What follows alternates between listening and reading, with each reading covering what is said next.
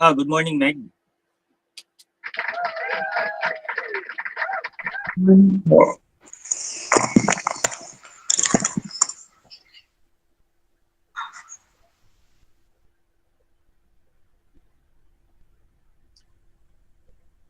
Okay, we'll start in few minutes now. I'll be just reviewing our lecture 3, and then we'll move on to our module 4 and module 5 presentation. Good morning, sir. And Ira. Good morning po. Woosley.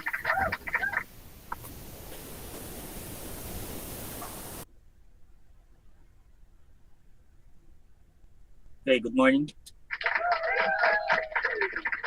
Good morning, sir. Good morning, Gillian. How are you? Good morning din po.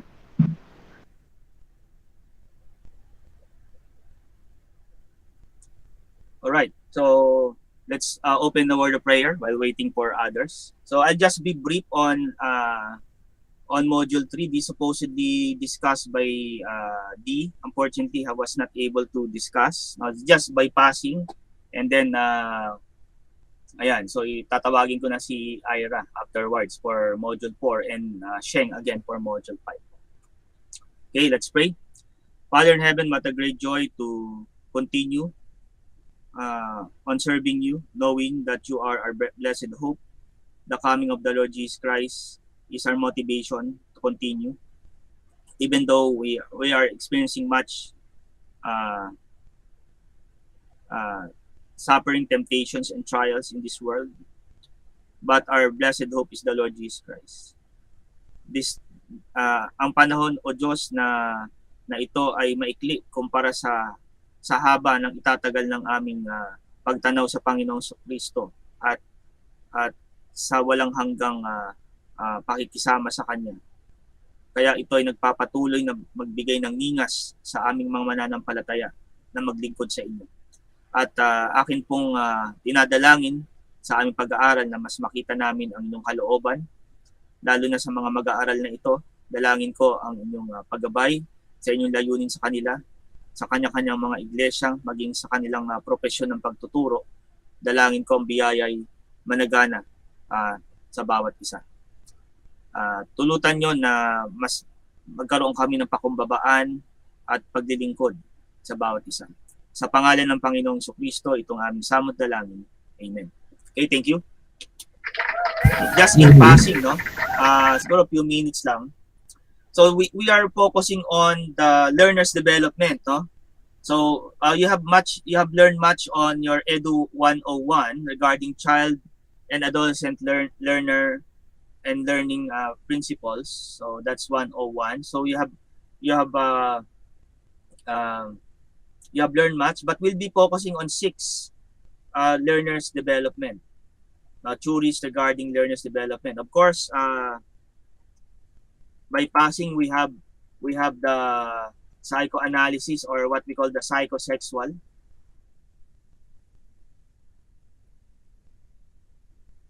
development.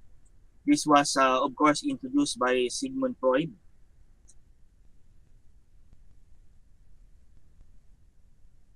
Siguro yung keyword dito si Freud pag pinag-uusapan. Saka ang dami talagang lumalabas sa test items kay Sigmund Freud. So you just have read about the psychoanalysis, yung psychosexual development ni Freud. Also yung psychoanalysis, no? He's the father of psychoanalysis.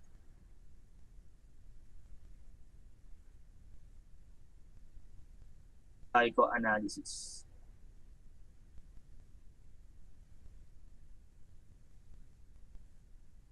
So normally, based on the psychoanalysis, a personality composes or a learner, in-apply na kasi sa learning to, no?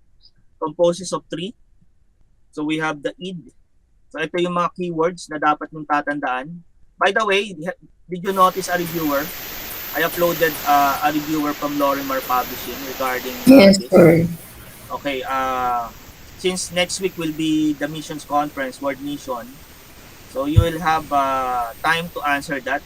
I'll be creating up another form. By the way, no, in your submission, wait for the forms that I'll be creating on the classroom. No need to submit to me through email. You just wait for the form to be created on the classroom. So for instance, what are those submissions? Of course, your reflective summaries. So I will be creating individual forms for the reflective summary of the presentation. And then of course, what else? Well, the next submission would be this. No, I want you to answer this multiple choice problem as part of your practice set. No, before Yes, you sir. take the exam. Okay, the prerequisite before you take the filling exam, you already have submitted this practice set. Anyway, multiple choice, you just screenshot and then upload, no, and just wait for the form because I have difficulties in creating forms because of may problema kay Google, hindi siya nag-automatic creation of forms, but perhaps I need to learn something more efficient in doing that. But just wait for the forms, no, there will be appropriate forms and then you will upload your file, and that's it for your offline activity. So reflective summary as well as this practice set. So the prerequisite before taking the exam, before asking me the code, you should already submitted this practice set. Okay, so this will be vital also. So based on that, test items, no. So Sigmund Freud had a bulk, I would say a bulk of a chunk of questions, no. So we must look at this. Though sabi ko nga as Christian, we need to be aware of this theory that is pleasure-centered. So it's pleasure-centered, even the psychoanalysis, composition of personality, ego and superego.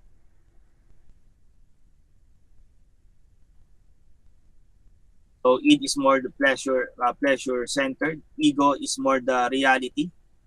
So and then superego is more on the ideal conscience. So meaning there's standard applied. So normally it's a battle between superego and id. At the same time, the realization would be on your ego. Now, I want you to look to this on a Christian perspective. No? It's actually, we could see this on a Christian life, wherein there is we're still on a struggle between flesh and the spirit. Even though we are a Christian, we have the spirit indwelling in us, and there is the flesh in terms of temptation, in terms of weakness, in terms of other trials that we might encounter. No? So at the end of the day, we have the word of God that should magnify our conscience, that should be reflected on our conscience. So yun yung dapat as Christians, as we have growing relationship with the Lord, dapat yun yung mag-progress. Yun yung biblical perspective. Kaya siguro na ganito yung concept ni Sigmund Freud. Though this is based on his psychoanalysis. But for us Christians, we interpret it way. There is no three personality ongoing on a person. It's only one. However, there are influences from the flesh. We call it flesh, yung pleasure. And then yung conscience, it's more on the spirit. So in you, there is a realization that we need to follow the Lord. We are more on spirit driven rather than focusing on the pleasure itself. So dapat as Christian educator, we must guard our students on this. No, even our lecture or activity, it should be, since most of us are teaching in a Christian education, we must look in more on the spirit driven environment rather than geared towards pleasure. Though pleasure per se is neutral, because there are pleasures that are also reflecting God's glory. No, but the pleasure here is more on the negative side of the flesh, which is more on yung pag sinabing flesh kasi weakness of man yan. So doon natin nare-reflect yun. So of course, sa buhay natin, we're struggle, tama? Kahit si Apostol Pablo, meron pa rin mga struggle. Even the thorn of the flesh that he have prayed for the Lord for 3 occasions, no? On his on his capacity, he would like this sickness or disease to be healed by the Lord. But Christ has a different plan for Paul. No, my grace is sufficient unto thee. So that Paul is actually through this thorn of the flesh, he may be humbled and he may continually serve the Lord. So I think that's a better context on our student. And our activity, no, our activity should be centered on the growing relationship with the Lord Jesus Christ, so as Christian educator. So that's our on top of our priority. That through the learning contents or materials that we are presenting, they may see the glory of God. That's a Christian educator's perspective, not on the pleasure that it will reflect on the learner. So that's kaya si Freud, yun yung issue niya. Kaya medyo I'm just passing here, no? But talagang lumalabas to eh. So id is more pleasure on the pleasure. Ego is the reality. Super ego is on the conscience or the ideal. And then we have the stages. So I will not mention the stages. You could have your notes on that. In fact, our module will be available. So Sheng shared his naunahan lang ako ni Sheng, pero it will be open to all also. I appreciate that. Yung module niya, share niya na sa group. No?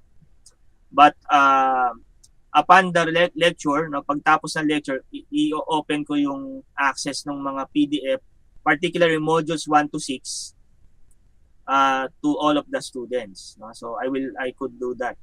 And ayun, that will be the coverage of prelim exam. So more or less modules 1 to 6. Okay? So we have for psychosexual is Sigmund Freud, and there are he divided the stages into 5. Now, normally on the pleasure, yung pleasure oral, anal, phallic, latency, and genital. So these are yung towards this sexual pleasure. Now, though we don't see our pupil student on that manner. Okay, welcome Pen, how are you? Hello po sir, sorry po. Ayos lang po. Biyaya ng Panginoon. Amen. So yan, no? So I know guys, you have your notes on your EDU101. You could just reflect on that. Now perhaps I will just yung stages of psychosocial development, oral, of course from birth to year number 1. So yung kaya yung manifestation niya yung sa bibig, no, more on pleasure on mouth, no, yung paggatas niya, pagdede niya, pag-inom ng mga fluids, etc. And then yung eventually yung anal stage more on toilet management sa mga bata. Okay? So diyan nagsisimula yan. Tama naman din yung observation ni Sigmund Freud. Well, there is pleasure, but I think secondary to the function. No? Parang hindi siya yung primary, yung pleasure. Ilang di ko talaga magustuhan dun sa concept ni Freud on pleasure-centered, no? Looking at the pleasure for every stage, no? Hindi naman dapat ganun natin tingnan, but it's more on physiological makeup of our pupils, our students. No? So talagang dumadaan sila sa development na yan. Of course, phallic. So there are initial pleasure on the phallic or genitals from 3 to 6. So ano lang to, kunin niyo na lang, i-reflect niyo sa 101, nandiyan, alam ko naman kompleto yung notes doon. And then latency. This is more on the graders, no? Starting from year 6 to 12. So aspects aside from sexual aspect, no? And then you have from 12 onwards puberty period, no? So yan yung according to dun sa psychosexual development model ni Sigmund Freud, no? Okay, so these are concepts, no? So all right, next to that, no, sabi ko passing lang to, no? I think a more better perspective not only on the sexuality of the pupil but also its social outlook. So mas maganda yung, though alam ko naman natanggap yung 6 na yan, yung psychosocial outlook naman. So dito more on the self, the sexual self, and then yung the social self or yung psychosocial na tinatawag, no? This is by Eric Erickson. No, Eric Erickson. So, kala ko nga nung inulit lang pero Eric talaga yung ano niya. So this more on its relation to the society for the environment, no? The person goes through, no, there's what we call maladaptation and malignancies result from failure to effective resolve crisis and the virtue that emerges when balance and resolution the crisis attained. So there are 8. Now for Erickson, there are 8. I hope you could take note of this. I will not be in detail anymore, guys, because of the time that we're not permitted by the time to for me to discuss. So supposedly it's this paper, pero yan hindi siya natuloy last time. So that's why I'm coming in. All right. So but for you, you may consider this 8. No, 8. Please consider those. No? So there's self, sexual self, there's social, more on social. So relating to the environment. So yan yung focus ng psychosocial. So there are siguro yung I could drag a visual here. Hopefully I could drag a visual for this.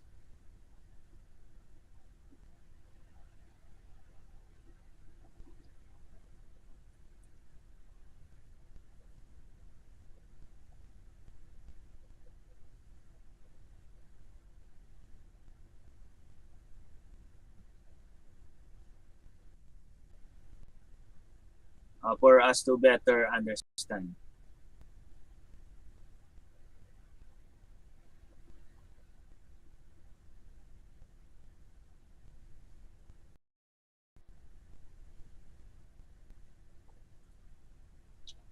Ay, mga pala. Saglit lang guys, I need to audio check on my YouTube, no, for recording purpose.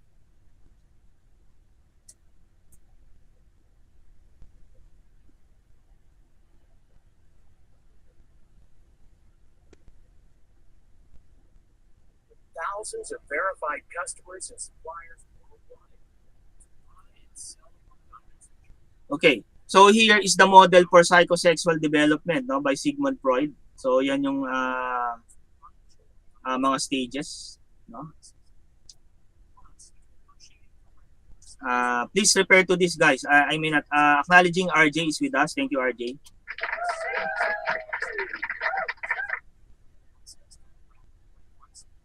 Alright, so hindi na natin to, pero sana no, kung natuloy yung report last time, yan, madi-discuss to. Okay, hindi na natin ano yan. Yung kay Erickson, na ito yung kay Erickson, 8 yan. So you take note of the associative virtues for each of the stage of the psychosocial development of a child. No? And then there are relational focus. Normally lumalaki din yung focus niyan as we mature. Yung progress, mapapansin natin. No? There are also psychosocial issues pertaining to each I hope the graphics clear, no? Pasensya na dun sa graphics, hindi ko na siya masyadong na ano.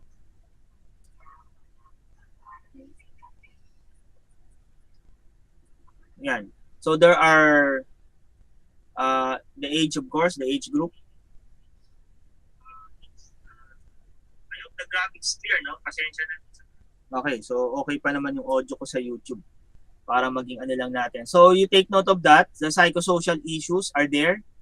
And also, nasa notes din yan, no? But I could, later on, I will have a summary notes for modules 1 to 6. Don't worry. Parang ito yung general notes nyo. And then if the presenters could share through our classroom, you may share also your PowerPoint. No, it's okay. Though I'm not requiring a submission of PowerPoint, yung presentation is enough for me for my evaluation of the student. Anyway, I'm reviewing the videos of our every presenter. So Eto guys, please take note of the psychosocial issues listed there on this, no? And then the relational focus, and then the associative virtue. Okay guys, make sense? I hope you're bearing with me. I need to present on passing only, no? So that to give our presentation. So that's Erickson. No, may mga question nga dito. So, pero hindi na natin discuss to. And then Kohlberg. Kohlberg is more on the moral development. No, if Freud is psychosexual, Erickson is psychosocial, then Lawrence Kohlberg is moral development. Actually, he based it from Sean Piaget.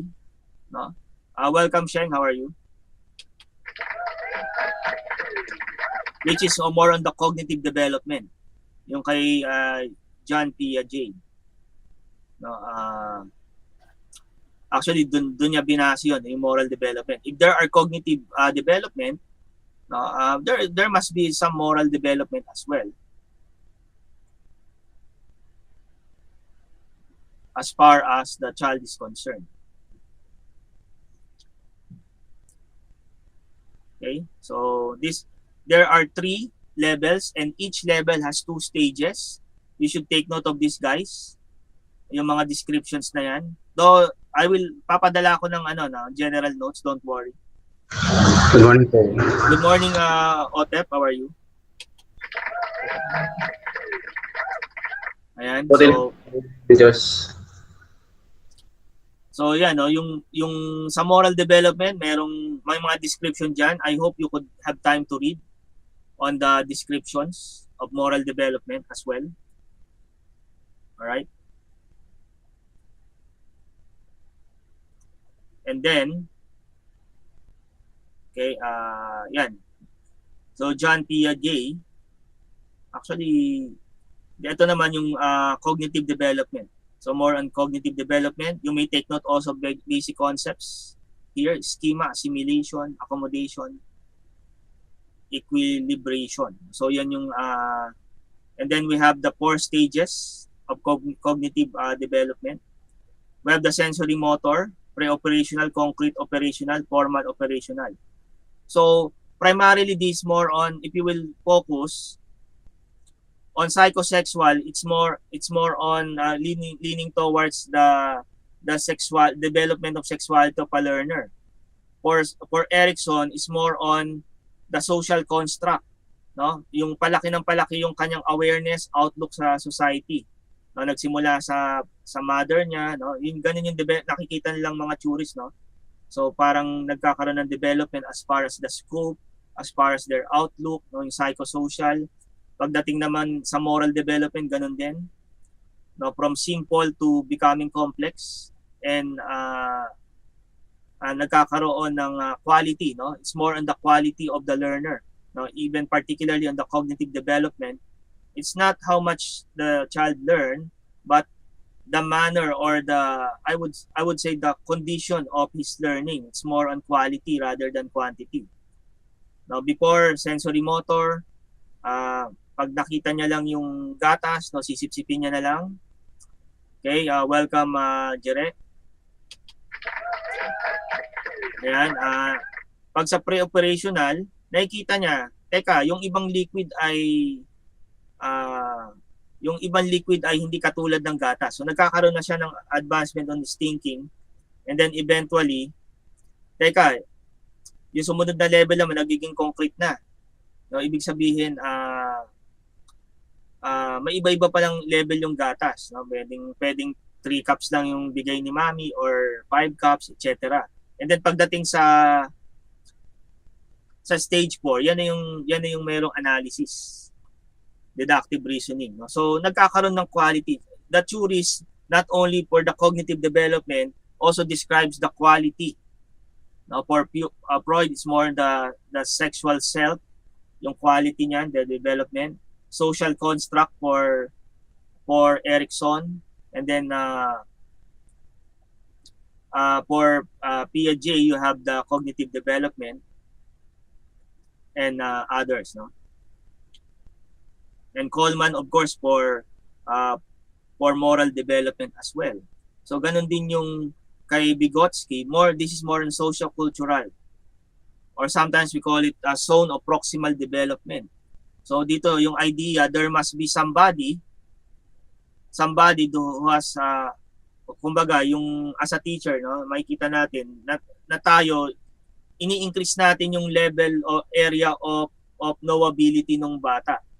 No, meron siya kasing tatlong cycle yan. First is what he knows or she knows, what he didn't know, at yung potential niya, no, yung tinatawag na proximal development, yan yung difference, no? Sabi nga dito sa definition, difference between the child can do and what she can do with the help of others. So as teachers, yan yon. And sometimes we refer it to scaffolding, yung assistance. So habang lumalawak yon, nagkakaroon yung knowability niya or yung doability ng bagay lumalawak because of that assistance that was given to the child. So maganda rin tong socio-cultural no, aspect. And then of course yung yung sumunod dito, yung huli, yung bioecological, no? So it's more on the context of learning. Nagsimula siya sa micro, no, system. I think a better understanding would be this framework. So macro, individual self, then yung awareness into a micro system. These are immediate. So referring to the school, family, friends, no, it could be church, no? Part of the micro system, dapat maging bahagi ng micro system ng bata yan, yung church, no, or religious group. And then yung meso system is the interaction between the micro systems. Halimbawa, ang isang example niyan, interchurch fellowship. So yung bata nagkakaroon ng awareness, merong ibang microsystem pala and there are interactions. No? And then the extent of that, mesosphere, no? Friends of family, neighbors, no, etc. No? So lumalawak yung social perspective, socio-cultural perspective ng bata until macro system, and then chronosystem. So these are transitions over life course, no? So and may mga changes, may mga permanent changes na mababago. Halimbawa, pag lumipat ng bahay or kapag lumipat ka ng nag-abroad yung mga parents. So there may mga permanent changes na we need to acknowledge as well on the lifetime ng bata, no? Okay, so these are the 6 in passing, 6 theories reflecting the learner's development. Okay, so that is supposedly module 3. I hope you could read more on these 6. It will be more appreciative if you will read, not only for my course but also for your LET preparation. Napakadaming test items nito na nakita ko, experience on my taking the LET. Napakadami. So kung 20% siya, so expect 20 items out of 100 that is related to both child and adolescent development and facilitating learning, learner-centered teaching. Okay, so and perhaps half of the question would be reflected on these theories. Now, not only the learner's development but those related to child and adolescent learner and learning principles that you have learned. Okay, so that is in passing. I hope that you may also consider reading this thoroughly. Now, I'll be providing a general notes for modules 1 to 6. Though I appreciate if you will upload your presentation, share your presentation also to your classmate. Though the submission of PowerPoint is not a requirement on me, that it's enough for me to see the manner of presentation, and also reflective of your it will be reflected also on the evaluation form by peers and by yourself. By the way, the presenter, you will evaluate yourself also, self-evaluation. So I'll still be uploading the forms. Just wait within today. So medyo may nagkakaproblema ako sa forms on how to create them. But nevertheless, within today, I'll be uploading the forms for your evaluation. Okay, are there clarification? Before we call Ira to present lecture 4 or module 4.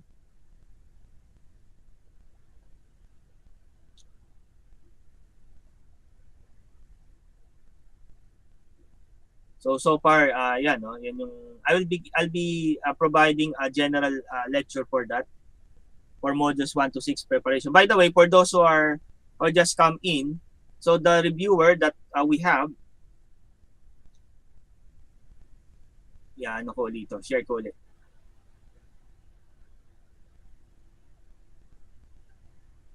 I have uploaded a reviewer here.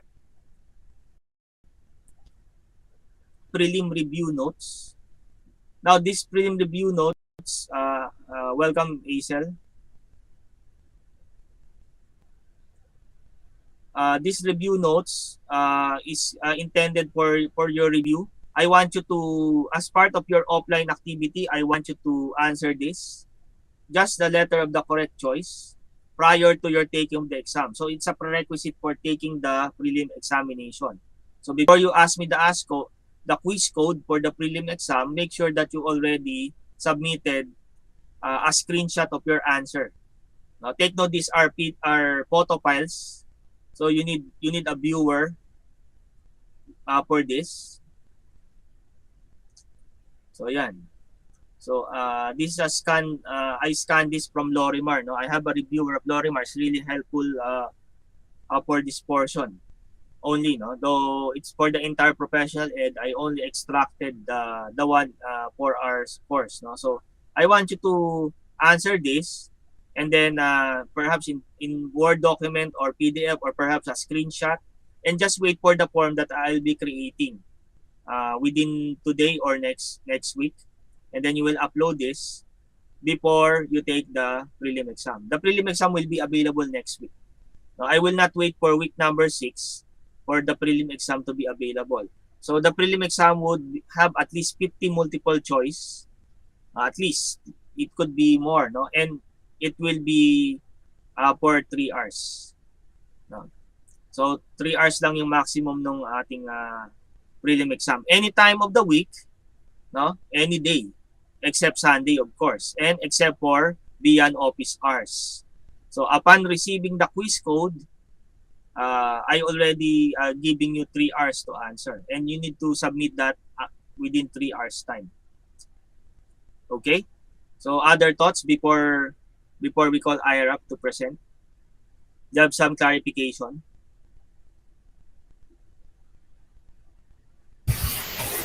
Wala naman, sir. Okay, so just wait for the forms to be created on the classroom. You don't need to email your whatever to be submitted, no? Just wait for the forms to be created, and then you will upload there. Kasi para pag tiningnan ko siya, isang pisa na lang, no? Isang bagsakan na lang doon sa form din. And then immediately upon checking, magre-reflect yun doon sa grade nyo. No, kasi meron siyang magiging graded siya. Eventually you will know your standing on my course at the end of the prelim period. Though yung computation ni Google is zero base, no, kaya i-adjust ko siya. Okay, welcome D. Morning, sir. Morning. All right. Sige, may we call now Ira to present lecture number 4 or module number 4, and then followed by afterwards immediately followed by Shen.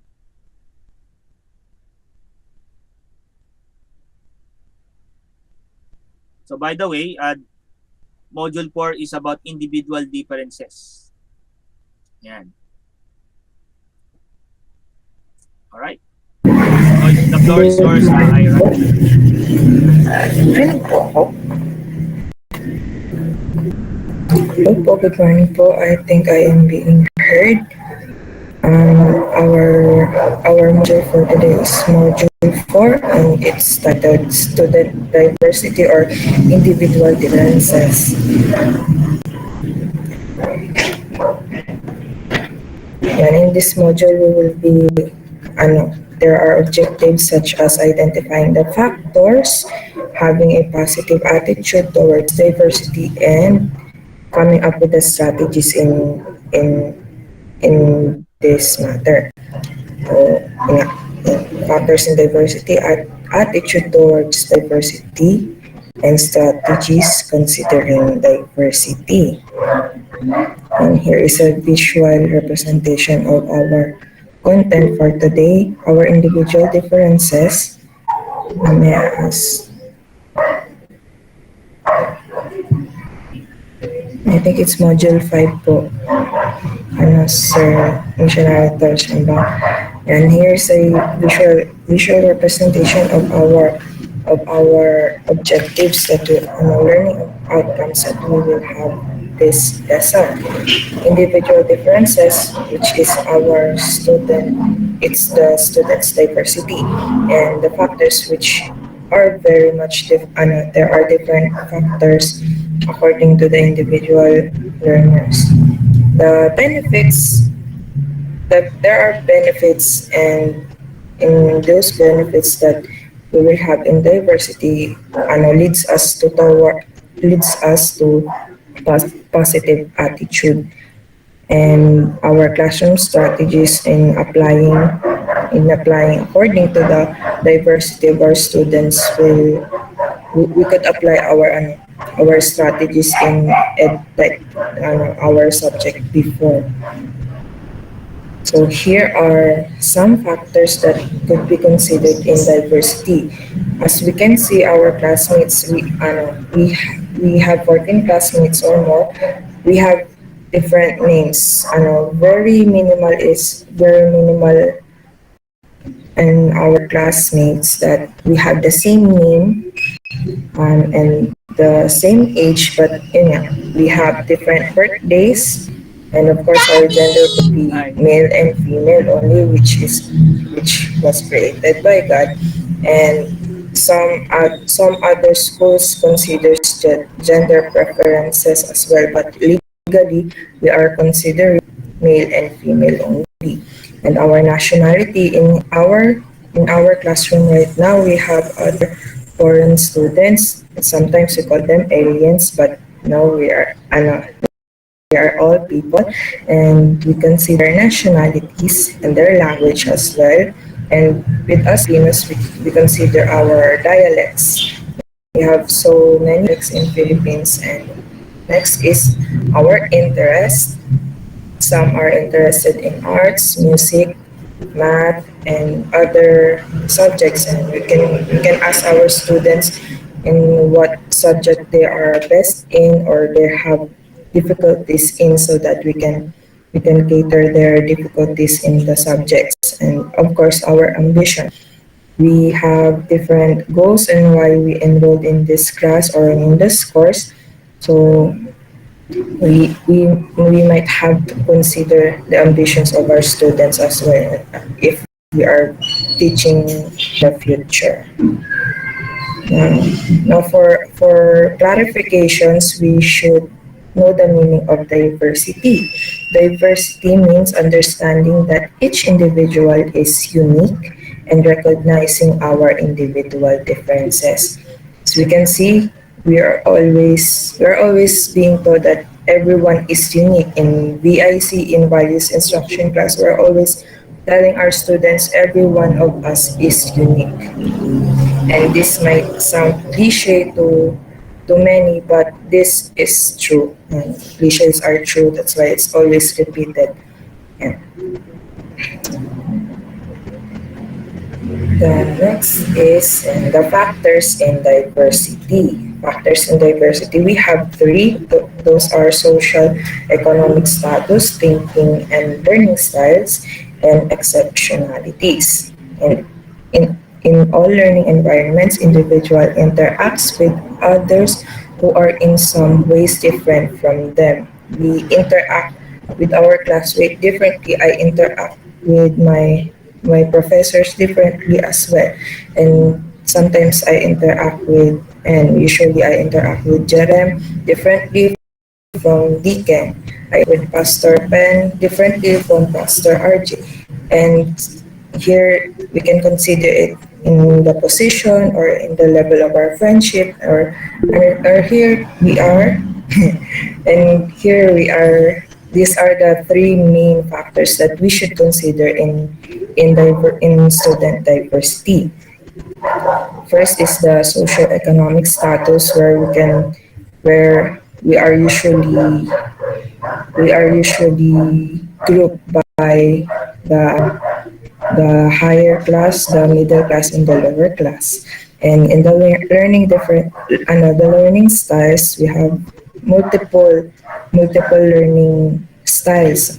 I consider myself as audio visual, and some audio only, some only visual, or some a mix of both. Or there are other multiple styles, and that would be discussed in the module 5. So next is the exceptionalities. I find it quite well for this book to say it's exceptionalities instead of difficulties, because in if a person has a difficulty, yung PWD as we say, it is not hindering them from learning, but they are accepted from such tasks. If they are deaf, they would not be participating in oral presentation, but yet they could have another presentation in the ability that they have. And in this class, there may be one who has a difficulty in spoken language. That's why we are usually tested in writing essays, and some have difficulty in seeing. So that's why there are the braille is invented, and some has a difficulty in hearing. But yet the inclusive classroom caters all of these exceptionalities and difficulties, and we should expect that they could learn even though they have this difficulty or exceptionalities. And this would be discussed in module 6. And next is the benefits of diversity. Diversity enriches the learning environment. How does it enriches the environment? We sometimes consider diversity as a challenge, because every person or every student is different from each other. But this challenge could be faced in a positive aspect. And then one of the things that enriches the learning environment is, or how we can enrich the learning environment in despite of diversity, is self-awareness. Student self-awareness is enhanced by diversity. Why? Exposing your students to others with diverse background and experiences also serves to help students focus on their awareness of themselves. Sometimes students have this identity crisis. Now we can point out in our class that there are only male and female, so they are aware that, oh, I am a male, I am a female, I am identified as a man because I have the qualities and the functionalities of a man. But then some groups also identify themselves as being clothed in other genders, and that's why they call it gender preferences. But it doesn't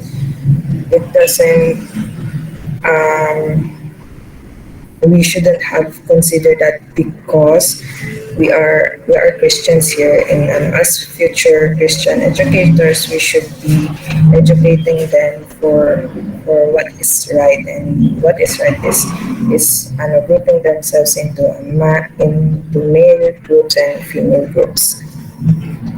And then they can be aware, oh, I should accept what I have, so that I would be accepted as well in other groups.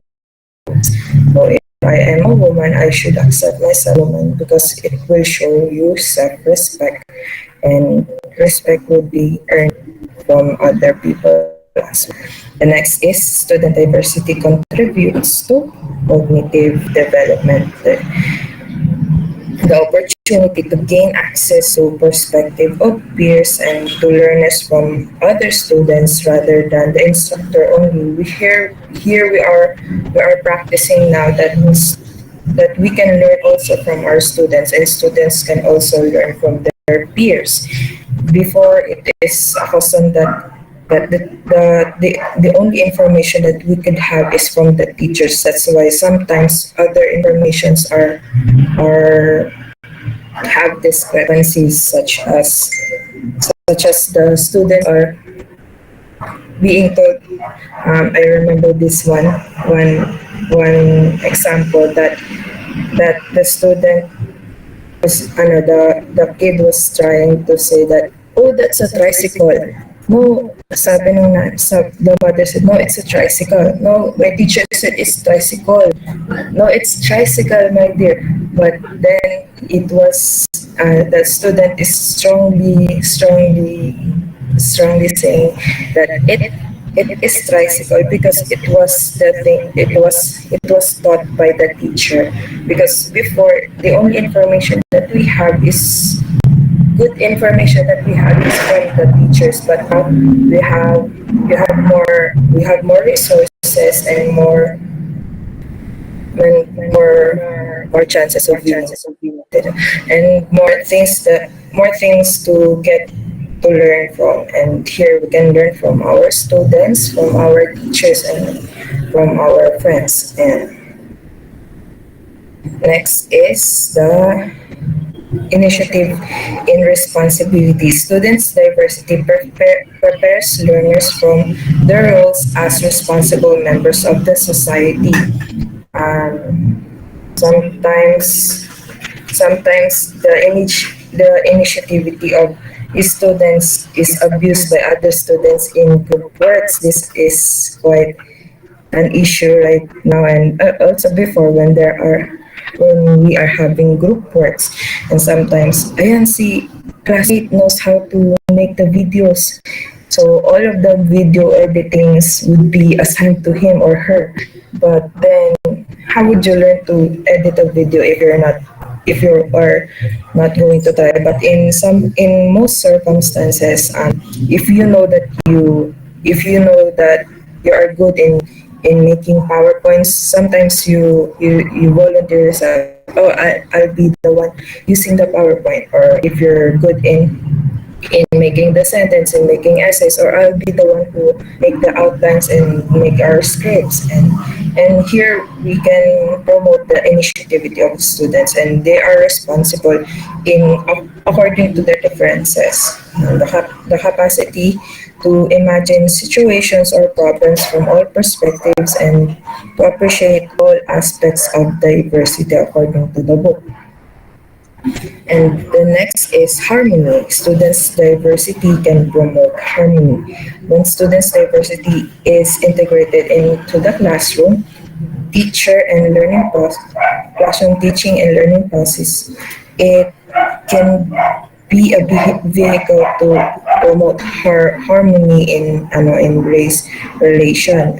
Student centers student centered teaching strategy. Diverse students can be encouraged to interact and collaborate with one another. Yan. And if you are able to avoid those expected abuse in the group works, and make it into a positive outcome, such as initiativity and being responsible, you can have a harmonious classroom, even though you have a diversity in the classroom. Our next point now is about some tips on how to promote diversity. And here are usually these are the strategies in applying the instructional methods in diversity. according to diversity. First is show and tell. In the book, it says encourage learners to share their personal history and experiences. Here the students will be able to relay their personal experience, interests, and differences. Sometimes our teacher asks us, "What's your nationality? What's your favorite food? What's your favorite?" It's not because the teacher does not. It's not because the teacher wants to waste the time, but it is for the teacher to know. Oh, this student is good in math. Oh, this student is a foreigner.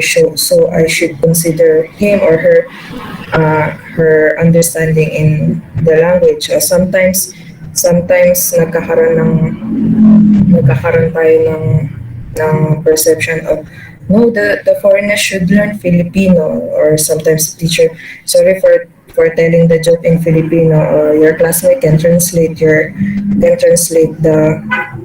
joke for you. Sometimes the teacher are doing that. But here in showing and telling, you can ask your students about their personal experience, interest, and defense, so that you can adjust, so the students can maximize learning in that classroom.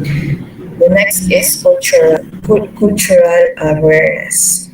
Encourage students to join co-curricular activity that promotes cultural diversity, engage with exchange students, and address to prejudice and judgment. On our first activity in cultural awareness, sometimes we use this for us to know what is the culture of our peers or our classmates. Sometimes in linggo ng wika or in buwan ng wika, we are taught to be more patronized or more expressive in our culture. I am from Manila. I don't know if I have a culture, because in Manila the culture is very diverse. But in Cavite there is another culture that everyone speaks in Tagalog. Also in other places, and in Visayas everyone speaks in Visayas, and we are to practice Bisaya in Linggo ng Wika, or we are to practice presenting a play or a dance or a song that is appropriate in Linggo ng Wika. Or sometimes we promote a disability awareness week. Sometimes we post about deaf awareness week, and because we are involved in deaf ministry in Bethany, we show that we support deaf people by posting or greeting them in simple ways and nice. Yeah. Sometimes we learn phrases from phrases that are in sign language, and sometimes we learn phrases from our friends that have dialects or languages. Next is engage with exchange students. I will always call out Deacon, because he is the one who is most engaged with exchange. But we are the one who should be engaging with him. Engage na si Deacon. And Deacon is the one here that knows to speak in Tagalog ng tuloy-tuloy. Kahit magsalita ako dito ng Tagalog ng tuloy-tuloy, he could understand by context. And that's in a small amount of time. He already learned the language, so that he can learn more here in Philippines, because this is Philippines. He knows that if he knows Tagalog, he can maximize his learning, and that should be our practice as well. That we are alis na. Sige, alis ka na. And that should be our practice as well, because we can learn from them as well. If we learn their culture, this person has a culture, uh, this person doesn't eat this or that, or doesn't know how to present well, or doesn't do this or that. If we are able to identify their discrepancies in learning, we can help each other. And we personally, when DK and I are in a group, we learn from each other. You know this, you know that. Okay, how do you do this? How do you do that? You are able to you are able to learn more, and not just from learning in class, but you can learn from them as well. The next is address to prejudices and judgments. Sometimes we have this judgment, pag negro, maitim yan, or iba yung amoy niyan, or something like that. But here, we should be the one who is promoting that we should not have prejudices and judgments toward other people.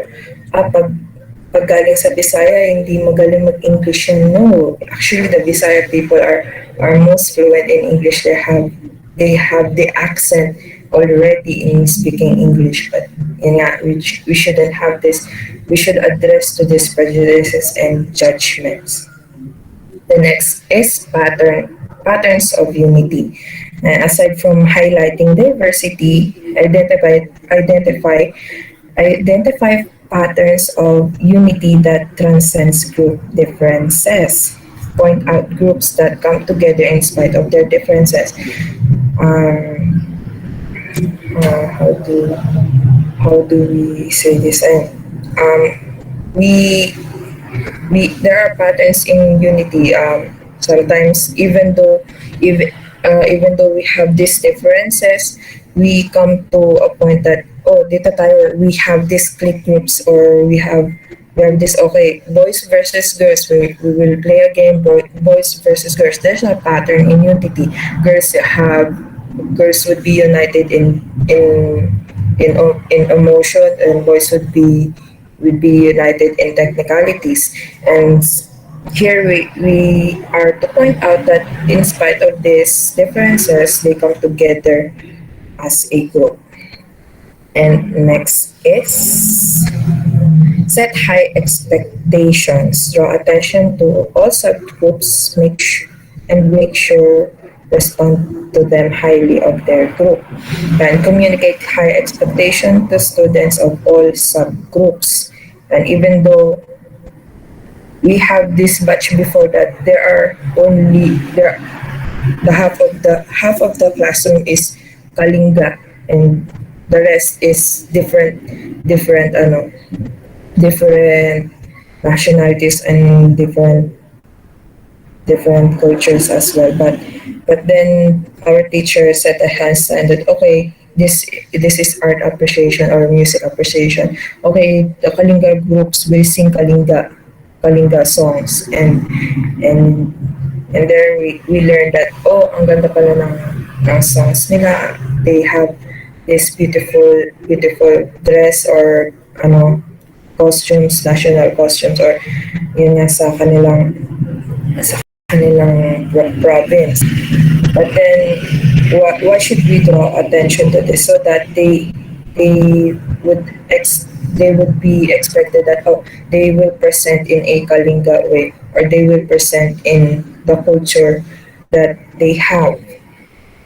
There are questioning techniques that can be drawn, so that the students can juice up their diversity, and assigning them to role of reporter in small group discussions. Here, before we saw missionary Torsimba, how he reported, and he had an opportunity to share his ability in his experiences in learning here in the Philippines, which he had no idea of how he did it, but then he was able he was able to learn English. He was able to graduate ABM, I think, and did it and he claimed it because of God's grace. That's a good that's a good questioning techniques that was done by Ma'am Hazel. And here, next is having them engage in pair discussion on another classmate with a stipulation that each partner can take turns in learning. And next is scheduling instructions, instructor to student. An example here that the teachers and students can have their own conferences outside the classroom in in in filling up the gaps in learning. So because diversity, sometimes diversity have extremities. The next is use varied methods. Make sure to accommodate all instructional strategies according to your students' learning style. And, and we've learned before in our edtech that there are multiple learning styles, and one person could have more than five learning styles. Um, it's not because he has multiple personalities, but it's how God created our brain and diversify the sensory modalities through which you deliver your presentation. Yeah. Now we can I could just present in audio only, but I choose to present with a PowerPoint so that some people can read or follow up with the PowerPoint presentation. And our professor gave us the liberty to present to present in our own way. But yun nga, uh, there are a standard according to the to the to the what do you call that? And mamaya may evaluation. And we have an evaluation. Of course, we want to get the best evaluation, so we do our best in our presentation. And sometimes students learn by hearing only, by reading only, and some students are learning by when you show them how to do things. Kaya ang lakas ng YouTube ngayon, YouTube is quite quite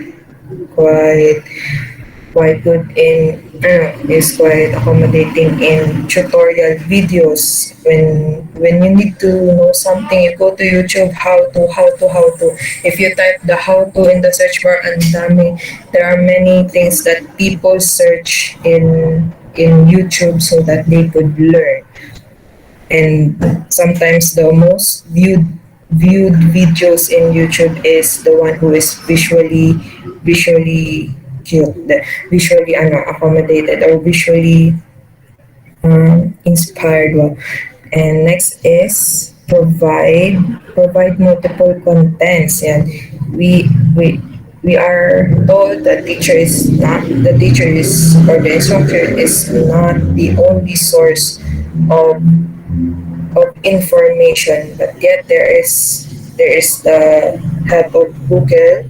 And we there are some, and it's good if we practice, if we search in Google Scholars, because there are legitimate informations and researches there. But sometimes in Google, you should filter yourselves. You should know how to filter the right information or the bad information so that you can learn from the right things.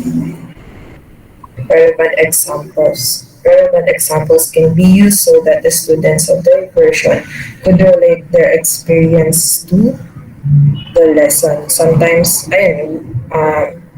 Sir Ed was practicing in math major. He's given an example about the volunteer or in the English major. I don't know, but he's always relating our lesson in biblical terms, so that because that's our common ground here in this class, since we are all Christians, and it is quite good that if we practice all of the things that we learn here in in biblical ways, or things that could glorify our Lord. And is there a next slide?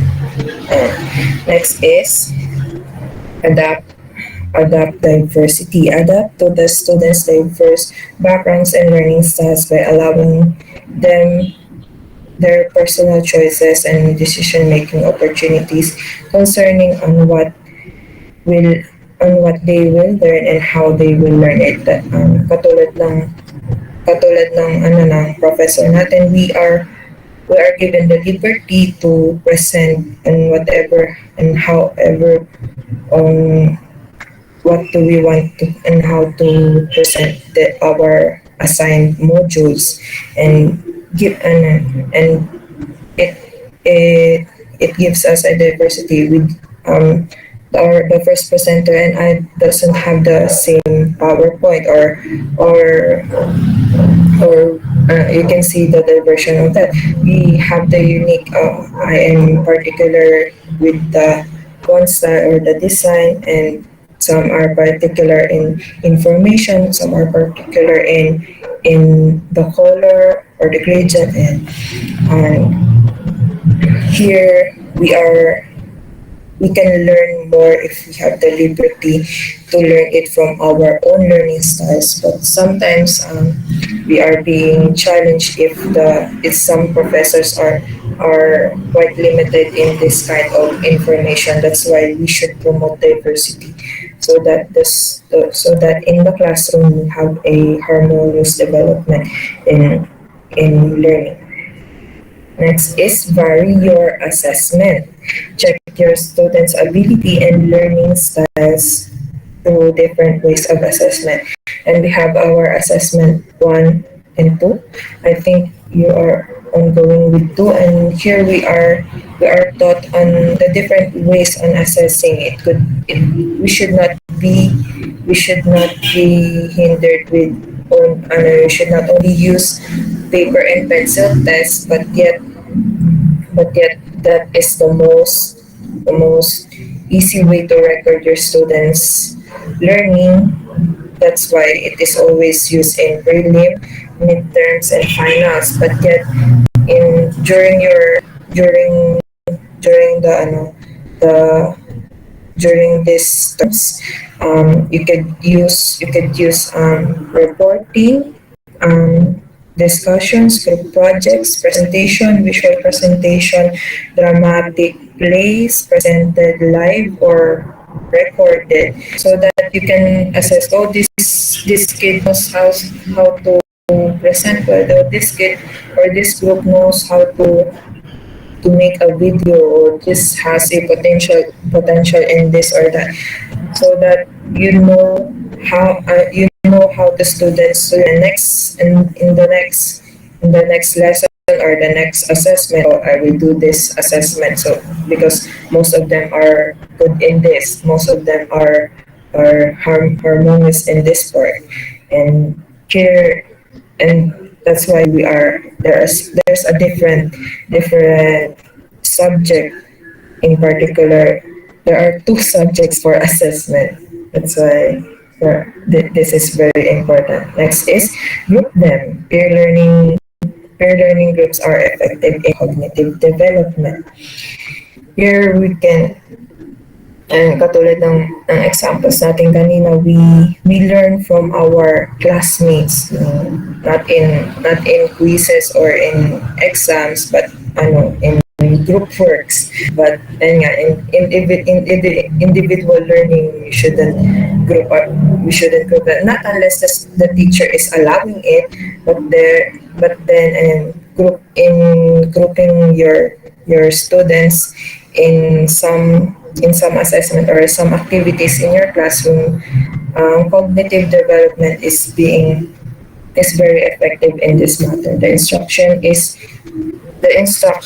instructor here is being removed from the center stage so that the students are learn side by side and are exposed in the perspective of others. It's always nice to have another classmate's perspective. Ay, parang hindi pantay yung presentation mo. I think your presentation has an audio disability, or your presentation could be better if you do this or that. So you can learn better, or you maximize learning in in the classroom.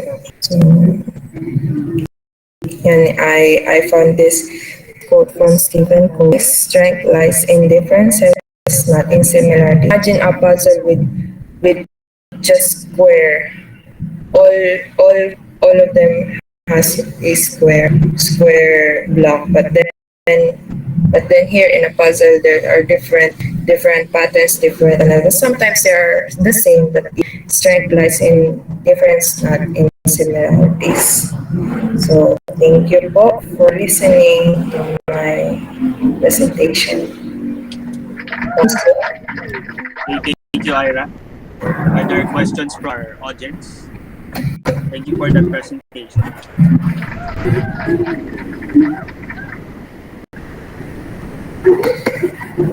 Okay, are there thoughts or questions, inquiries?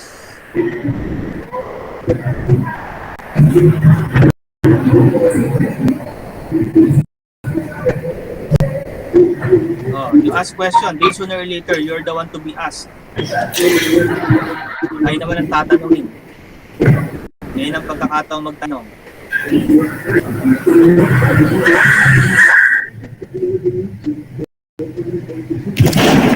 Are there questions from our audience? Important, no? Really important in student diversity, no? I could see this. It has an impact on our Christian education, even on our evangelism. It's very important to know your pupils.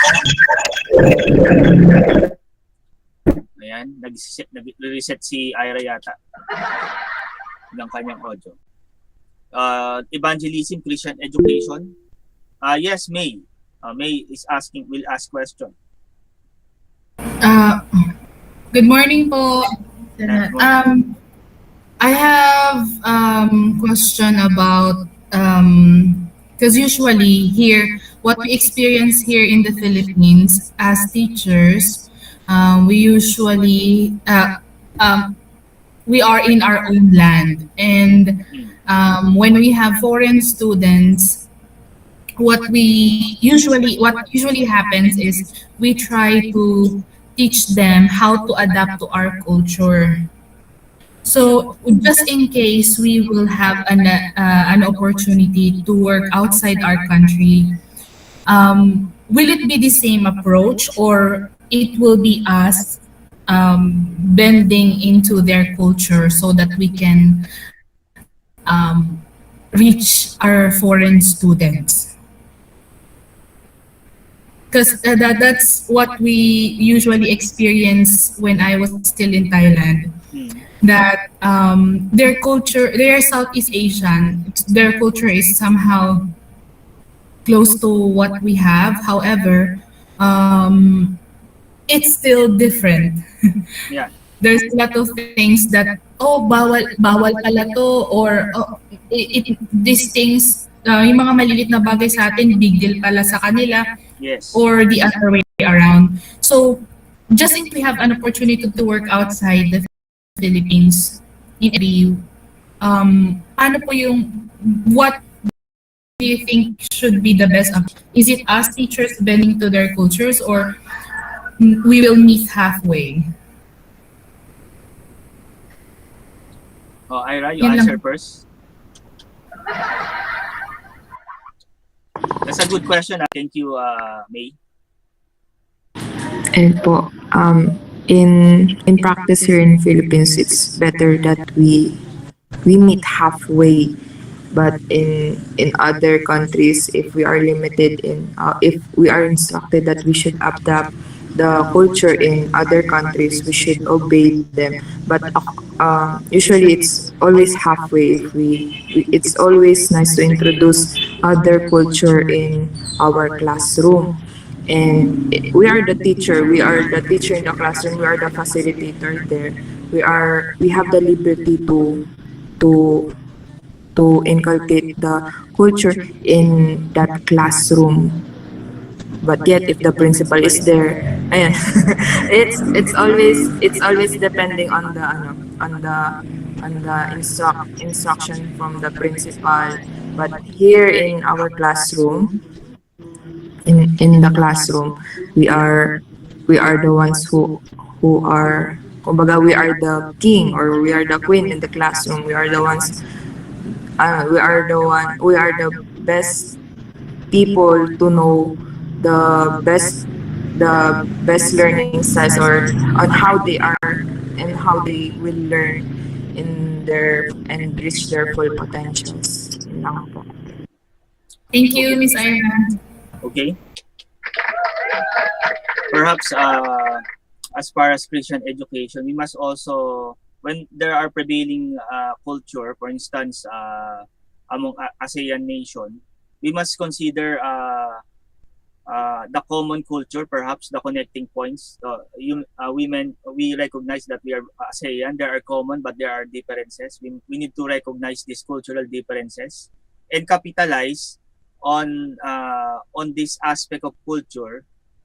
We capitalize. We need to understand this as teachers. Perhaps one of the prerequisite in teaching abroad is to know the culture of the country.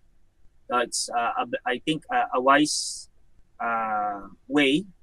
Now, in fact, for missionaries, they're immersed in what we call cultural studies, immersion programs, wherein they need to understand the culture, which are the don'ts and do's of that country, the destination. I think it's a Christian a way of understanding the culture, because culture is, by the way, is neutral. We cannot say that culture is bad or good, but it's neutral. That's basically neutral. And as Christians, we need to recognize the culture of the country that we will serve. I think that's a wise decision. However, we maintain our being a Filipino. When we talk to different people, we maintain our culture, our identity, but with an understanding of the serving country. For instance, Thailand. There are cultural differences. There are historical background. The outlook is different, no, and we need to understand that, recognize, no, so that this will be our connecting points to our students. Now we establish the common ground, the similarities, knowing the similarities of the two cultures, and then the connecting points is the manner we understand their culture, but at the same time maintaining our identity as a Filipino teacher. Okay, so reflective on our as a teacher is a Filipino, no, who will be teaching a foreign student in a foreign land, understanding their culture, being careful on the cultural outlook of that country, but still maintaining our identity. So I think that's 50-50. No, I think it was mentioned that kailangan this is not to compromise, but it's more for the purpose of maximum learning. Now, even for missionaries, I know that you will agree that your mission field, you need to understand the culture of your mission field, so that you'll be able to penetrate the community and be able to present the gospel as part of your as part of the mission. No? Your mission endeavor is to know the culture. Of course, the first and foremost is the language. Am I right? you need to learn the language. No, I have this experience in going to Thailand Taiwan rather for almost 2 months. It's really hard because I don't know Mandarin. It's a good thing that they are able to speak in English. Actually, pinipilit nilang mag-English dahil sa amin. So, pero it's really hard not to understand them in their native language. So, part of the cultural immersion perhaps would be the language training. It's also important. I know some close to me, no, missionaries in Thailand that have at least a level of understanding in the language and the culture. So that's their first step before engaging to the mission field. So that when they will be engaged to the community, they could present a common ground. They would understand the culture, no? The prevalent norms of that mission field. No? So that's why we need to. I don't know, but ayan, I don't know, May, if you know missionary Banyaria, Ariel Banyaria is in Thailand before, but now he's on Apollo. Also, Mark Aksai on the borders of Myanmar and Thailand. No? So these are two. I know these two missionaries, and they are engaged in language training as well as cultural understanding because this would be your common ground to them. If the people cannot see any common ground on you, commonalities, they cannot. It's hard to connect with them. It's hard to connect with these people. So I think that's a good question, no? And this would be reflective to all of us, even as we engage into missions, whether local or foreign. Of course, for local, we need to understand the regional culture, no? Yun nga, nabanggit kanina, iba sa Tagalog, iba yung may kaibahan din ng kultura ng mga taga Bisaya, Mindanao, at kung mapupunta ka sa kanilang lugar, no? Ay kailangang maunawaan mo rin ang you need to understand their culture, the regional culture, but maintaining your identity. Okay, for the case of international ministry, you're a Filipino that is engaged into a mission field. And yeah, it's a responsibility also of a teacher if you look into a micro level, as far as individual differences, the cultural background also of our students. Some may come from Manila, some may come from Northern Luzon, some may come from Southern Luzon, Visayas. So I think profiling a student, no, just like Ira a while ago, I have a sort of a profile for the student, knowing the students. It's a better, so that we may have a better foresight on what approaches, methodologies, teaching methodologies that we may apply to our classroom, knowing the diversity of our student.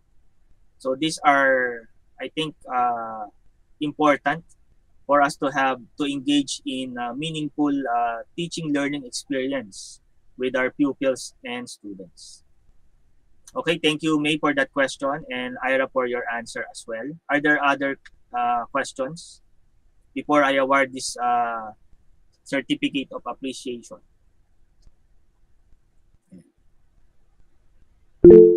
Yes, Ken, Jere. Hello, good morning. May tanong lang po ako. Naririnig po ako? Yes. Ito para kay Ira. So, yun, Madam Ira, no? So, since you are one of the students here in LD, and you're, as a student, you experience and still experiencing, no, na merong tayong mga foreign students.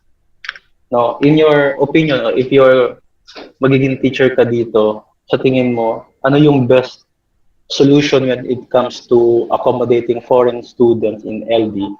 Kasi kahit na nag-i-English, there are times na kahit nag-i-English yung mga teachers, some of them are having hard time to adapt yung culture and styles in teaching here in our college.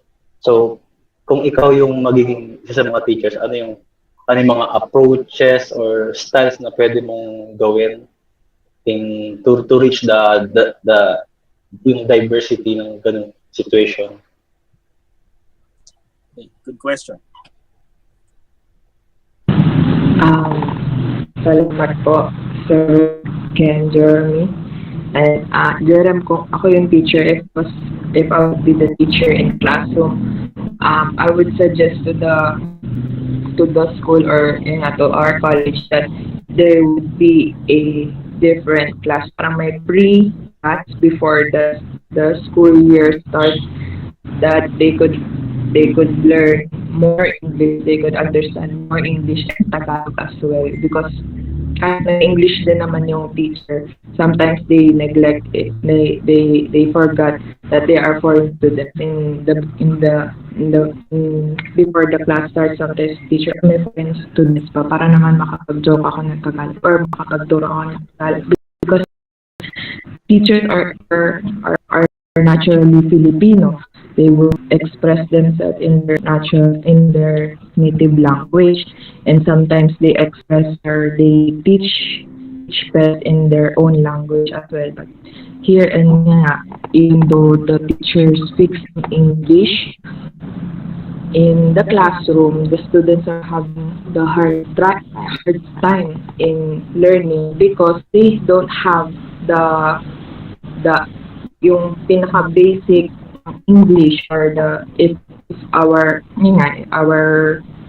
common language in LD is English. If they have the basic knowledge in understanding English, they would really have a hard time.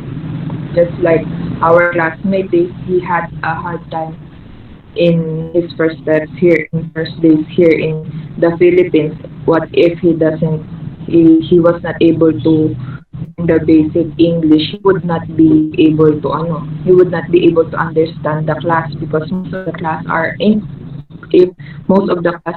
English, but they don't have the capability in understanding English. He would really have a hard time. So my best solution is that there's a pre-class, or it should be voluntary or free, or syempre if there is a teacher that is able to teach basic English before the class starts, the students would be able to learn more, or have their best learning in class if they have this basic English. If that is the case in LD. Yun nga, LD is an international school. They should have another subject that caters international students or foreign students.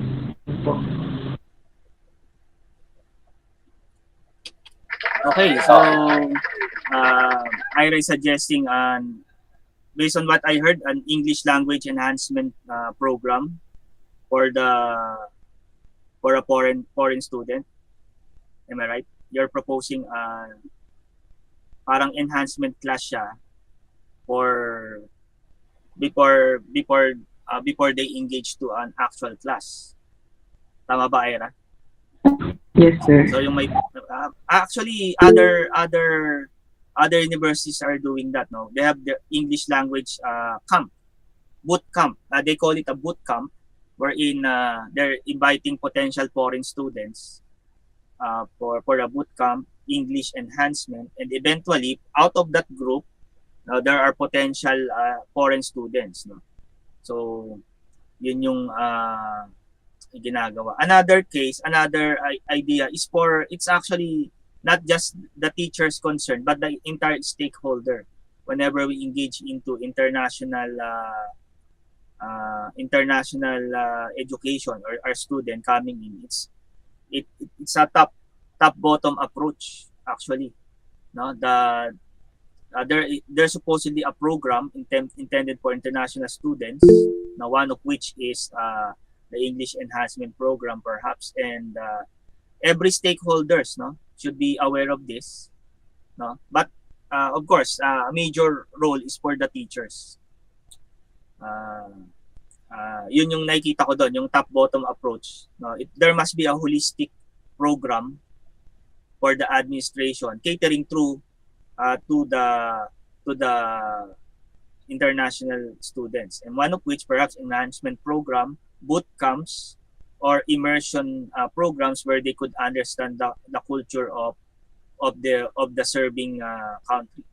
So they need to be immersed in a way. There are immersion programs. So these are just examples of programs where the entire community, school community, is involved. But of course, teachers has a major role on this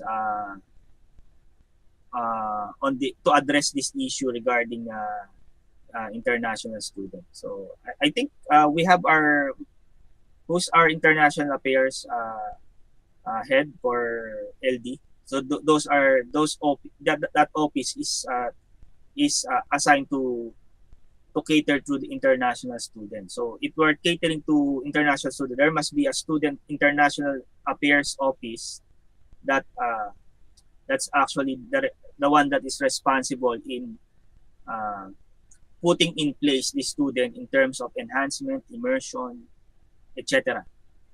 So even top universities has that, no? Not only on the graduate but also the undergraduate programs.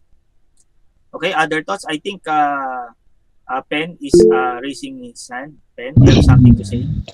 Ay, sir, dagdag ko lang po, kasi during po nung nag-aaral pa ako sa Bethany, blessing po na nakikita ko, meron pong mga members po dyan sa simbahan na may free tutorial po sa mga foreign student. Yes. Nagtuturo po ng English po. That's good. Tapos yung kagandahan naman po sa foreign student po natin, sila yung lumalapit para maturuan. Opo. Okay, thank you for that note. It's good thing, no? Kasi since this is a church-based college, so sabi ko nga kanina, yan, engage yung buong stakeholder ng college. No? Of course, the church is on top on that. Yung pala, may ganun palang program. It's a good program, no? For members to help, no? And tutorial, no? Language tutorial pala.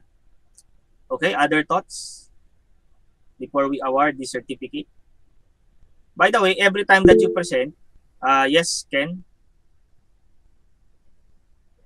Ayun lang sir, dagdag ko lang sir and share ko lang kasi dito kasi sa LD may time na ano eh. Actually maganda yung ganun talagang magkaroon ng program na parang pre-class program na naalala ko kasi nagkaroon kasi ako sa may previous college school ko, no. So since may entrance exam and then kapag sa part ng English bumagsak ka, no, magkakaroon ka ng parang pre-class na program, especially in English. No, kahit sa Filipino, ang mga Filipino students ginagawa yun. Ano pa kaya sa mga foreign students? Kasi nagkaroon tayo dito sir ng history na yung isang foreigner student, talagang hirap na hirap siya mag-English as in sabihin natin Almost zero. 10 o almost zero sir. Kaya that student na parang nag-tend to cheat. Kaya yun yung nangyayari or to cheat or quit, yun ang nangyayari sa atin. So, ang gandang, kung nagkakaroon talaga ng ganung program ba? Merong kumbaga, continue siya, hindi lang siya isang class bootcamp, pero merong nagpapatuloy siya, monitoring perhaps for the international student. Ano na yung level ng kanilang language proficiency. Ganun, yung cultural awareness nila. Meron talagang office na nagtututok niyan eh. And one, in our college, at Grace Christian College, we have International Affairs Office who are taking care of that. And then there are programs throughout the year, no? Throughout the year, may mga immersion, language bootcamp, etc. Para dun sa learning experience ng mga foreign students. So as they grow academically, they also are immersed in the culture as well as the language, yung English language. Primarily. Okay, nice insights from the homegrown LD students. Really appreciate that. Ira, thank you for so I would award this certificate of appreciation. Later on, I'll be emailing a PDF file and a photo file. No, it's printable since it's a size of a short band paper. You could always print for your portfolio. Perhaps if you are, kasi kailangan nyo to, lalo na pag mag-a-apply sa mga public school, kailangan ng portfolio yan. Titingnan yung mga pre-service trainings nyo. It's actually part of your pre-service training, no? Portfolio. Na, yan, may points yan. Actually, sa government, merong merong point system. Kung mag-a-apply lang, if you'll be engaged in public school teaching, may point system depending doon sa portfolio nyo. Of course, lahat kayo ay board passer. On top of your board is your portfolio. Ano yung mga seminars attended nyo, etc. So that could be an additional points for you. Okay, Ken, you have something to say? Sir, may narinig ako, hindi ko lang alam sir kung totoo. Yung mga ganyang certificate is parang nire-reject na hindi na tinatanggap ng mga school. Parang yung mga tinatanggap nila yung mga parang 15-day seminar na certificate na lang. Parang mga ganun. Hindi ko po alam kung totoo Depende yung sa ganun. purpose. Ang purpose nito, portfolio ng estudyanteng mag-a-apply. Not necessarily for continuing development program. Magkaiba yon. Iba yung category nun. Pag continuing development program, dapat talaga, authorized ng PRC yan. Magkaiba yon. These are two different categories. But our intention here is for portfolio. Ito yung baseline nyo when you graduate and get your license. Hindi kayo zero pagdating sa trainings and seminar. Pero yung sinasabi mo, that's part of your continuing program. Continuing professional development, wherein the professional already, you're a professional, then you're attending seminars that are accredited. Okay, accredited talagang normally national organizations for teacher, one of them is PAPTE, Professional Association of Educators and Teachers. Professional Association of Filipino Teachers and Educators, PAPTE. That's the umbrella for teacher educators, both in secondary and the basic and the tertiary level education. So yan, authorized yan. So ganyan yun. Kaya siguro hindi tinatanggap dahil hindi siya accredited. Pero may mechanism kasi yan na kahit hindi siya accredited, pwede siyang considered as a self-learning activity, self-enhancement activity. So the PRC would decide on the point system, the points that will be applied to your certificate if it is not coming from an authorized, accredited service provider of trainings. So ganun siya. Magkaiba siya. So not necessarily hindi tatanggapin. Lalo na kung ang requirement ay doon sa mga newly board passer, you cannot expect any training at all for a new board passer. Hindi pa. No, kaya yan, part yan ng portfolio nyo. Of course, pwede nyo ilagay sa listahan ng trainings attended nyo when you submit a resume. O pwede nyo isa-isahin yan. Na ikaw ay isang speaker sa ganitong topic on this particular day. It's part of your credential. And then, kayo na yung bahalang mag-update niyan. You will be updating this when you become a professional. Because you're already in your own. You will be engaging into these seminars, conferences in your own already. As soon as you are already professionals, perhaps a licensed professional. No, but of course, the school, and of course, through my class, it's also only my contribution on your portfolio. But it's up to you to upgrade it when you pass already the board exam. Okay, Ken, you have other thoughts? Yun, natanong ko lang sir, kasi nga meron akong kasamang before sir sa isang AC school din before na 2 years na siyang LPT din. Yung nag-try siya magpa-rank ng magpa-rank sa public school. So, syempre nag-earn ng points yun, di ba sir, yung mga certificate. Ayun, pinatanggal sa kanya yung mga ganyang na hindi na parang walang points. Kaya nasa tatanggap yun. Pero hindi ibig sabihin na hindi siya valid. Nasa tumanggap, minalas lang siya, though walang malas, no? Yung agency na tumanggap sa kanya hindi in-appreciate. So edi maghanap siya ng isang school na ma-appreciate yun. Pero hindi ibig sabihin invalid yung certificate. Okay? So magkaiba 'yon. Hindi ibig sabihin na hindi na-appreciate nung receiving school. Problema niya yun kung hindi niya in-accept kasi siguro meron siyang mga regulations, meron siyang mga kino-consider na criteria, pero not all will do that. Not all will do that. Yun lang. Siyempre, kung mag-a-apply ka sa isang, ano bang ina-applyan niya, Ken? Para malaman ko yung context. Ano po sir, public teacher po. Public teacher. So, ilang taon na siyang board passer? Siguro mga 2 to 3 years na po. Oh, dapat, Tapos yung dapat DepEd 2 to 3 years accredited. na yun, nasa private lang siya. Tapos ano siya? Opo, Dapat nagpaparang. kung may trainings yung private, may points yun. Baka may problema lang dun sa point system ng school. Though I'm not questioning the school. No, pwede kasing meron lang siyang mga pinipili. No, pwede naman yung prerogative ng school na tatanggap yun. Kung tatanggapin, no, di maghanap siya ng school na na that could appreciate that. Ayun, clear ko lang sir kasi hanggang school, eh. Siguro naman hindi lang yun yung school. Oh. Natanong ko lang po kasi hanggang ngayon kasi yung nasa isip ko parang walang pakinabang yung mga ganyang certificate. Kaya inisip ko pangkalahatan yun. Hindi walang pakinabang, hindi lang na-appreciate nung Hindi lang na-appreciate. Kasi ako pag yan present nyo, kontakin ako ako yung nag-issue niyan eh. So ako yung responsible for that certificate. Kaya kong hindi ko lang nga nalagyan ng barcode yan eh. Pwede siyang lagyan ng barcode for verification purpose. Pero ang point natin dito, portfolio nyo. Yun yung to build you up. Something, you have already something when you go out LD. No, pero yung mag-a-apply kayo, mag-i-engage kayo sa as passer, it's up to you to pile up on that. Di mag-engage kayo sa mga national conference. Ang national conference, malaking points yan, 30 points. So I'm doing that yearly, no, both for my engineering and educator. So ginagamit ko siya pang-update, pang-renew ng license ko. So ganun siya. So yung concept na walang pakinabang, hindi totoo 'yun. Hindi totoo. I would reject that idea.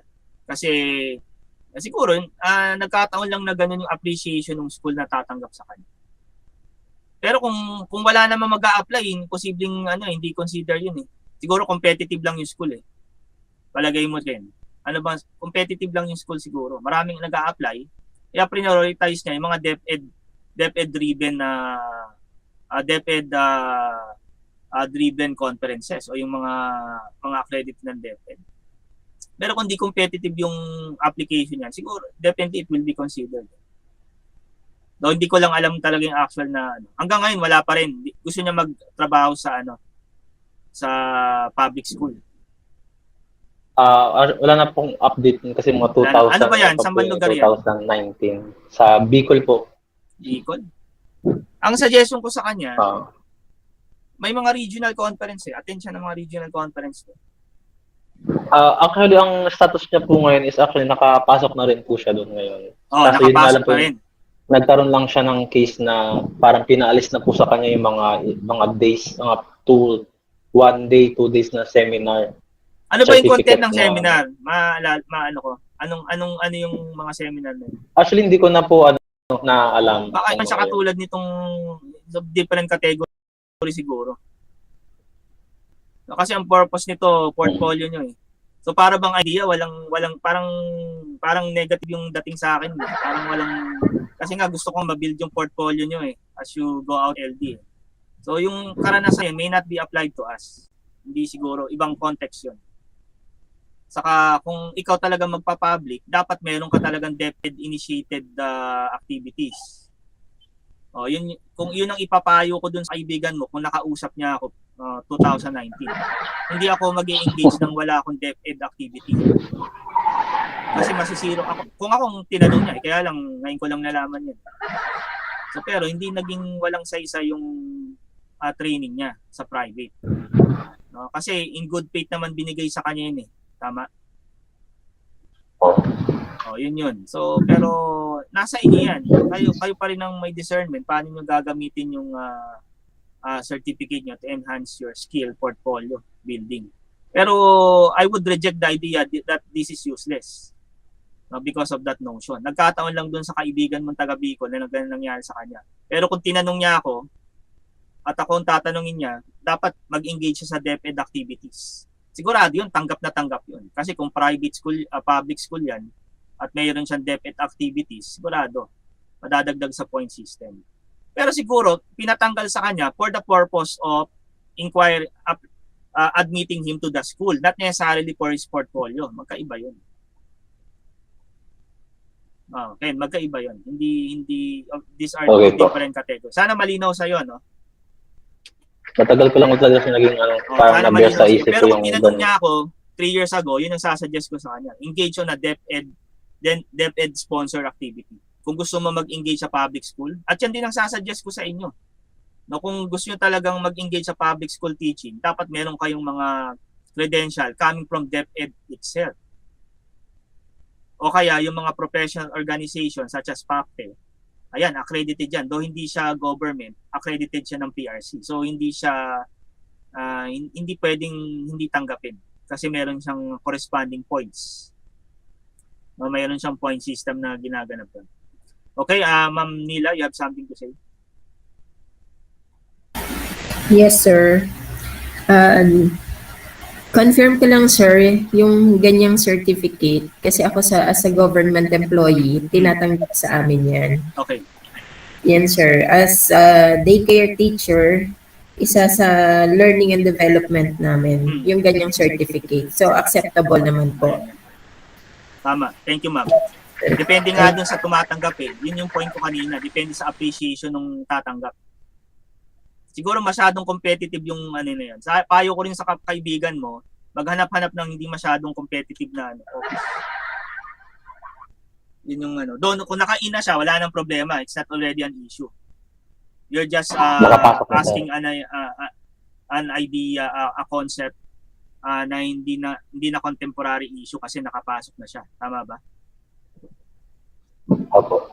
Ayun, sige, yun lang yun. Pero masaya ako kung magagamit nyo to. No? I don't know if other courses is doing the same.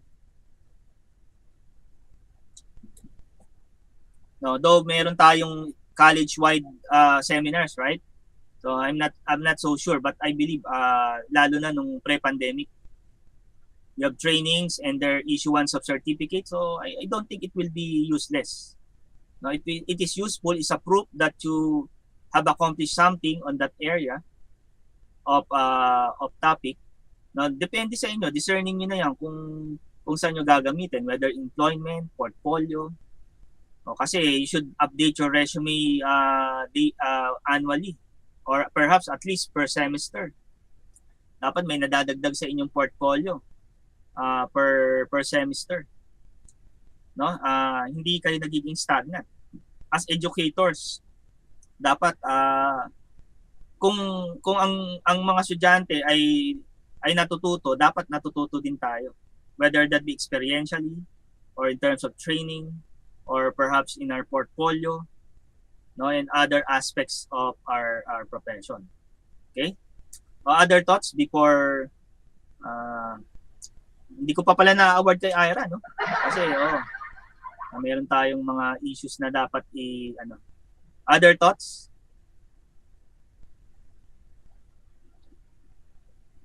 Before, I think Sheng has Sheng, teka, papaliwanag ko lang yung sige, award natin muna yung certificate kay Ira. Mukhang nabitin tayo doon. Anyway, thank you Ken for your inquiry, no? So siguro contextualization lang yung nangyari dun sa kaibigan mo. Hindi naman. Ayan, parang may nagtanong si D. Yes, D. Yes, sir. Good morning po. Good morning. Yes. Kasi since this is the topic that like most of you are talking about, excuse me, the foreigners. So yan, one of the foreigner will ask na lang. So baka we will understand din yung situations.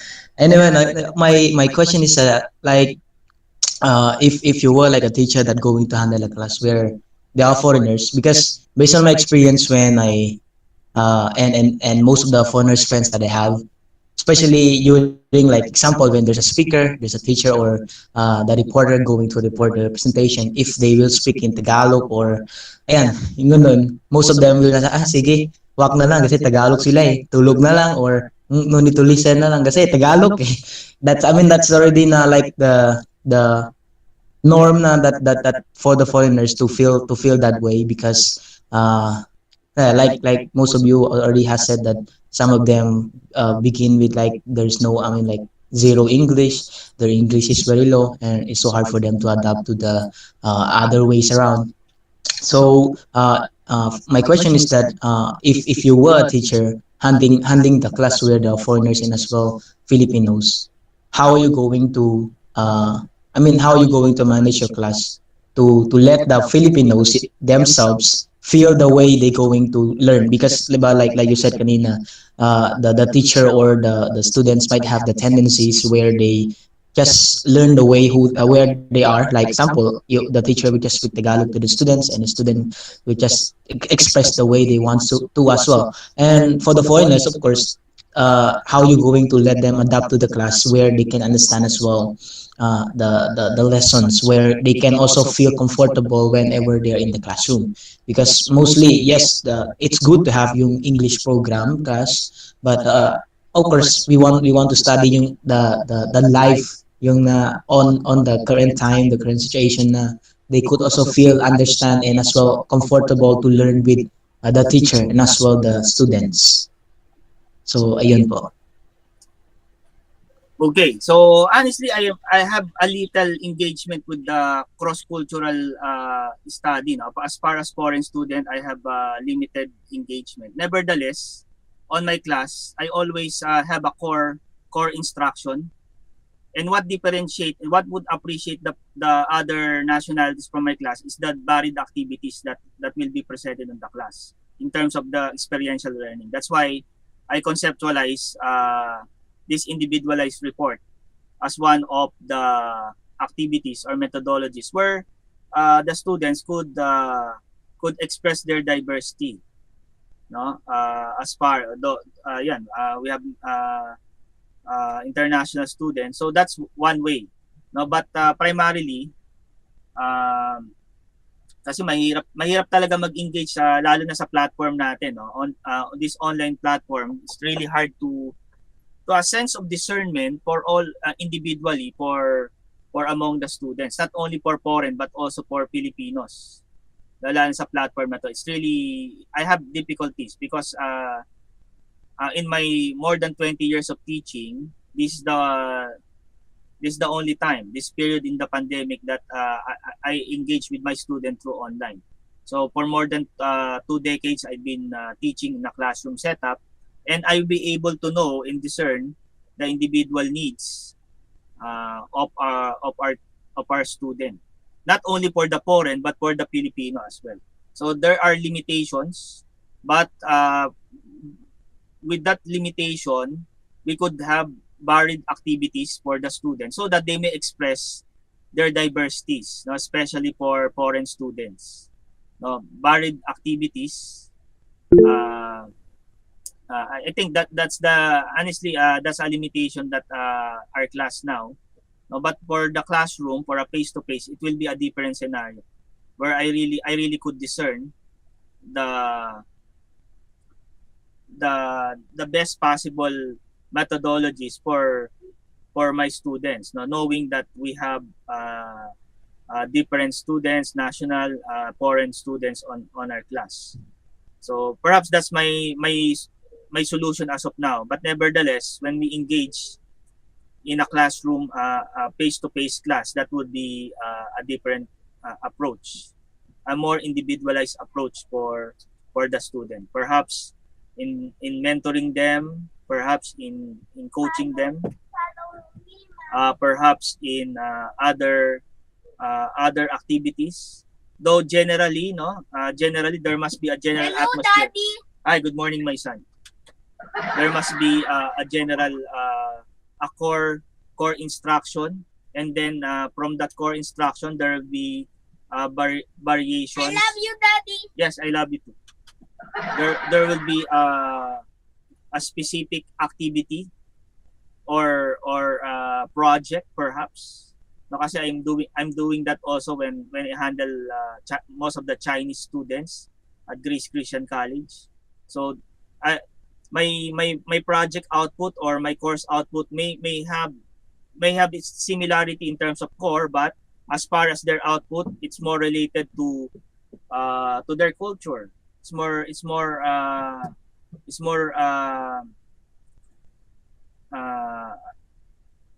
cultural sensitivity as far as the output is concerned.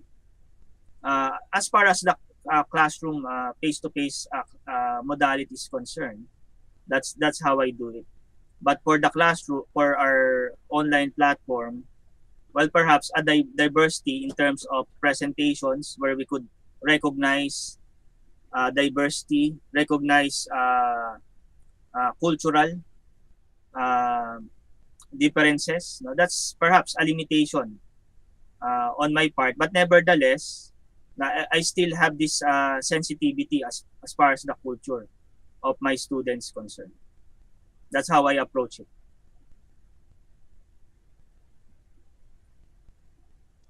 Thank you, sir. Okay, D. So I'm sorry, I have limitation on that. I cannot concretize now because we don't have a face-to-face. But if we have a face-to-face, you will understand experientially what I'm telling you. But Yeah, now yes, we sir. have a Understood, limitation. sir. Understood. We have a limitation on though from I know you have also our foreign student has a level of Filipino language also, but of course we're trying to our modality or our language to be at least most of the time in English, so that it will be understandable by our foreign students. Yes, Pen? Sir, actually po tama po yung sinabi po niyo yung hindi lang po sa foreigner. Kasi actually kapilit po Pilipino. Yes. Kasi yung sa experience ko po, hindi po ako lumaking Tagalog. Iba po yung salita po namin. Actually po nung nag-aral po ako sa Bethany, hirap din po ako. Although naiintindihan ko po yung Tagalog, pero hirap din po akong magsalita. Hirap din po akong makipag-communicate. Biyaya lang po ng Panginoon na natuto din po, no? Na dumaan ang taon na natututo din po sa Tagalog. So mahirap din po, no? Maging sa teacher, malaking adjustment din po, at maging sa estudyante, malaking adjustment din po sa estudyante. Yeah, that's true. Opo. Okay. Thank you, Pen, for that observation. Okay. May award ko na ba kay Ira? Kanina pa naghihintay si Ira. Ira is waiting for me to award. Okay, so wala na. O sige, award ko muna to. Okay, so this certificate of appreciation is given to Miss Ira Patricia Carrion in grateful acknowledgement of her invaluable effort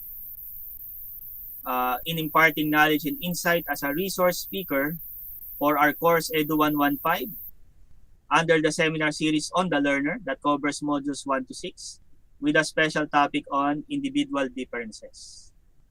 Yan, given this 12th day of February 2022 via stream, Google Meet, and YouTube live stream. Okay, congratulations. Yan, para may graduation song pa si congratulations. I will be emailing this certificate to you after our class. Alright. So, yung evaluation, you could do it after the class na lang. After the class. So, I already created a form for Ira. So, for your evaluation. By the way, you should log into there are device issue, no? Device issue in logging in. So, make sure you use your BBCMP account. And if you're using a mobile device, perhaps you could try on a PC or laptop. Because parang may issue, no? Some of you are experiencing issues in getting in the forms. So anyway, I'll be waiting for that until the end of week number 6. So by the way, next week will be an academic break for us because of the World Missions Conference. So it's not part of our academic calendar. It's an academic break so that everyone may participate both on-site and online to our World Missions Conference. I think everyone is enjoined to participate for our Word Mission Conference. Of course, our prayer for the success and for the challenges, for young people to surrender in the mission field. So that's the heartbeat of the church.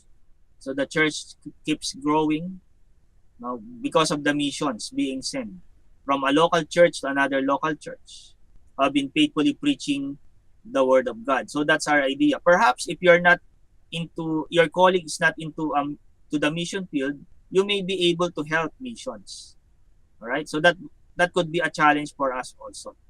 As far as our support, prayer is very important. Even the material blessings that we may receive, perhaps we could allot on top of our tithes and offering. We could on top of that, we could also share for the missions, the mission contribution of our church, as they support both foreign and local missionaries. Okay, so I hope and pray next week will be a blessing to all of you. Challenge, as most of you may participate perhaps in the Zoom or in Facebook live stream, or perhaps some of you are now at Bethany may on site. No, I'm fixing my schedule.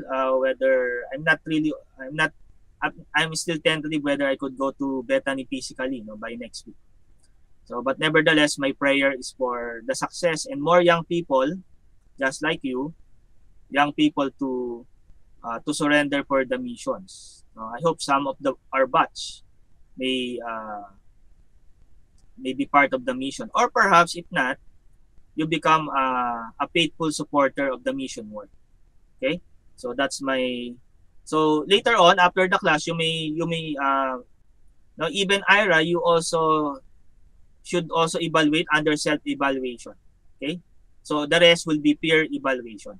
So if you have not able to evaluate the previously on Sheng's presentation, you may still do until the end of week number 6. Our week number 6 will end not next week, but the weeks to come, which is I think, let me check my calendar.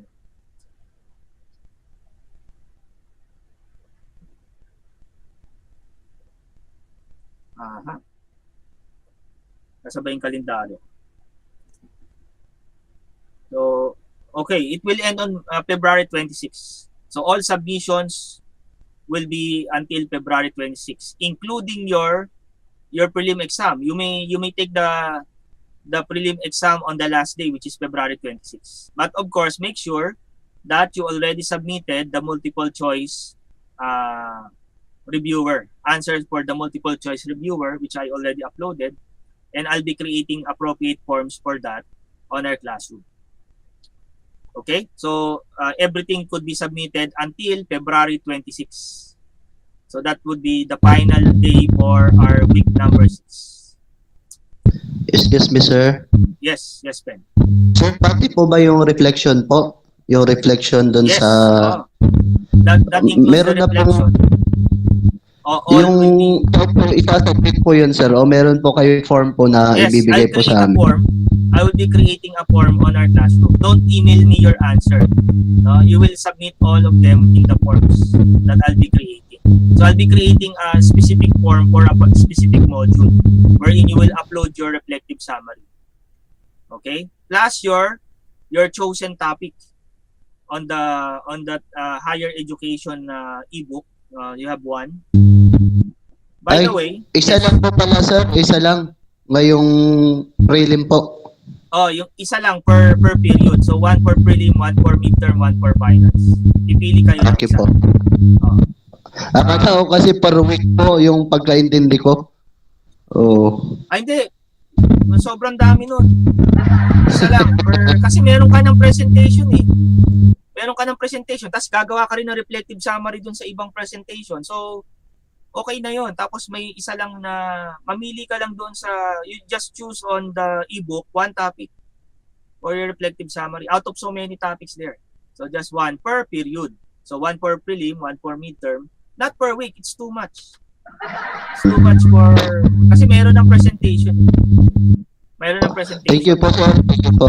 Thank you Baka po. nagtanong ka last sem kasi yung last sem, may ganon, may weekly requirement because they don't have any presentation. That's the difference of my class a year ago. That I don't know if you ask, but that's I'm requiring them a weekly report, reflective summary, because there's no presentation. But now that there is presentation, it's enough. It's enough, and then only one per period, no? For your Christian education ebook. Okay? And the rest would be a reflective summary of the presentation. Okay lang, Ma'am Hazel, you just wait for the forms. You just re-upload it on the forms as soon as I create it. No, perhaps this today or next week. Anyway, I will not be busy that much next week because of the World Missions Conference. Okay, so just expect, no, make the files ready. As soon as the forms are available in your classroom, you just upload your submissions there. And then yan. Okay? So all right. So let me now award. We already award pala, no? Okay, congratulations again, Ira, for your presentation. So hope to see you when will be your next. Your next presentation will be next on week number 6, right, Ira? Yes po. You will have module 6 also. By the way, let me clarify your schedule. I think some of you are these are scheduled. This we agree on, though I put the names now. Though this had been agreed several meetings ago regarding your schedule. So we started modules 2 and 3. So Sheng already report module 2. However, D was not able to report. So he will be coming back on week number 6 with a special topic. Okay? And then today, week number 5 is modules 4 and 5. So it must be Ira and Sheng. Unfortunately, Sheng will not be able to report today. So he'll be just choosing a topic, a special topic again, any topic on the ebook, except for the chosen. May already chose his topic or her topic. I will take note of that. Wait, nasa na ba yung ito?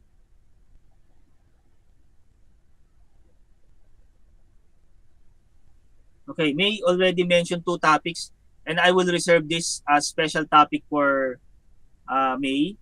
Teaching and learning in music and arts, that's her topic, so no one would get it from her. And teaching and learning in education.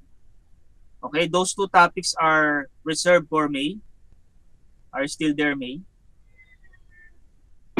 Yes po. Ayan, so those 2 are for you already, so no one would, those 2 are reserved. So which would be your first presentation? Yung music and arts, sir. Music and arts. Okay, so you will be assigned. Okay, wait. On week number 7, together with Ma'am Nila. Okay? Okay po. So week number 7. So guys, Yes, sir. the counting. Yes, Ma'am Nila. Nag-agree lang ako, sir. Okay, Thank you po. No problem. Okay, so we'll be expecting 3 topics by week number 6. No, that includes Ira again, and then Sheng and D is with us. Okay? Okay ba yun, Sheng? So you'll be choosing a topic on the ebook. Week 6 po, sir. Oh, so week number 6. Not next week, but the following week, because next week would be World Mission, so there will be no classes, an academic break. So we'll be resuming our session the following week. So there will be a lot of preparation, but I know most of you are busy next week. Sir. So it's not next week. You will be the one who sent to us, or how can we find the lesson po? Okay, good question. It's already uploaded on the, you just choose from that ebook that I have uploaded previously. I have uploaded it several weeks ago. Let me check. 1, sir. I think week 1, no? Dami ko na kasing Yes, sir. pinost dito, no? So, week 1. Okay, reference for the the title is reference for reflective summary, posted last January 15. And you will just download this Christian education ebook. It will be open using ebook reader or EPUB reader. You choose one, except for the topic of May, because May already reserved the topic, which is teaching and learning music and arts, and teaching and learning and education. Apo, sir. Apo. Okay, so that's our prerequisite. Yes, Ken.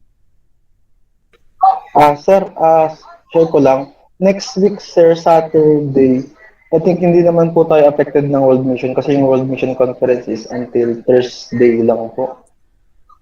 Sige, let me check the calendar. I think it will be a week-long academic break. Let me check my calendar, no, to for inquiry.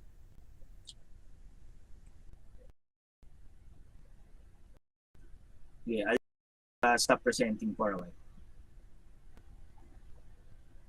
Yeah, I go straight to Ma'am Laarni's academic calendar so that we verify. Normally by practice we're doing a week-long academic break. Though the highlight would be from Thursday to Tuesday to Thursday. We're aware of that.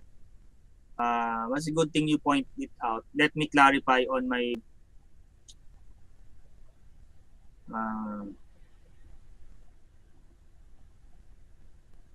okay, I will look into Ma'am Laarni's message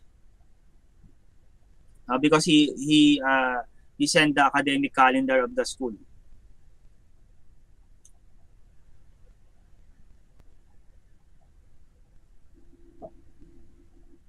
Okay, no, so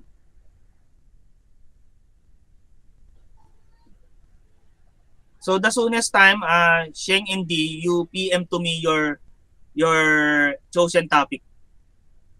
Just Sige like po, sir. me, he already reserved these two topics. You cannot present them anymore. It's reserved for Dalawa rin kami, sir, or isa lang po? yung na-miss nyo lang. Okay, sige po. The one that you miss, that's the one that you will look for a replacement topic. Sige. Of course, Salamat po. as per schedule, the other one will be as per schedule. Okay, depending on the weeks. By the way, maybe you could screenshot your So, I have a question po. I will screen. Because we already have this last time. So, parang sunod-sunod lang siya, guys. Of course, week 5, modules 4 and 5. Week 6 is module 6 and a special topic. It's Ira and D and now Shen. So, there will be 3 presentations on week number 6. Now, come week number 7 is module 7 and a special topic. So, it's Ma'am Nila and May. And then week 8 is module 8 and 9. Week 9, module 10 and 11. Week 10, modules 12 and 13. Ayan. So week 11, modules 14 and 15. Week 12 is module 16 and 17. So that's the midterm schedule. So you need to be aware of the chronology. We're presenting it in a chronological order. Depend on the modules. Depending on the module numbers. All right. Let me check the school calendar.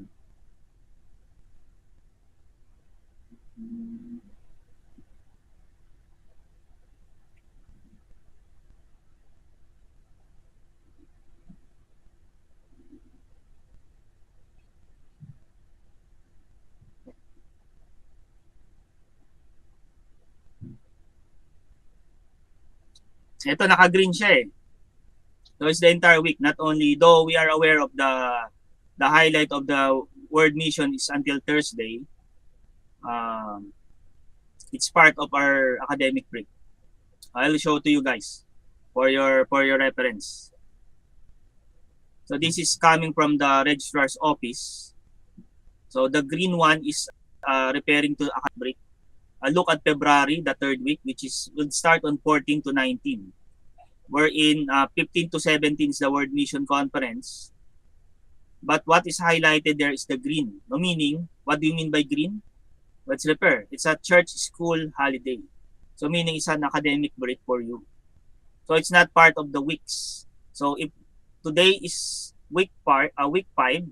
Week number 6 will be on the week after.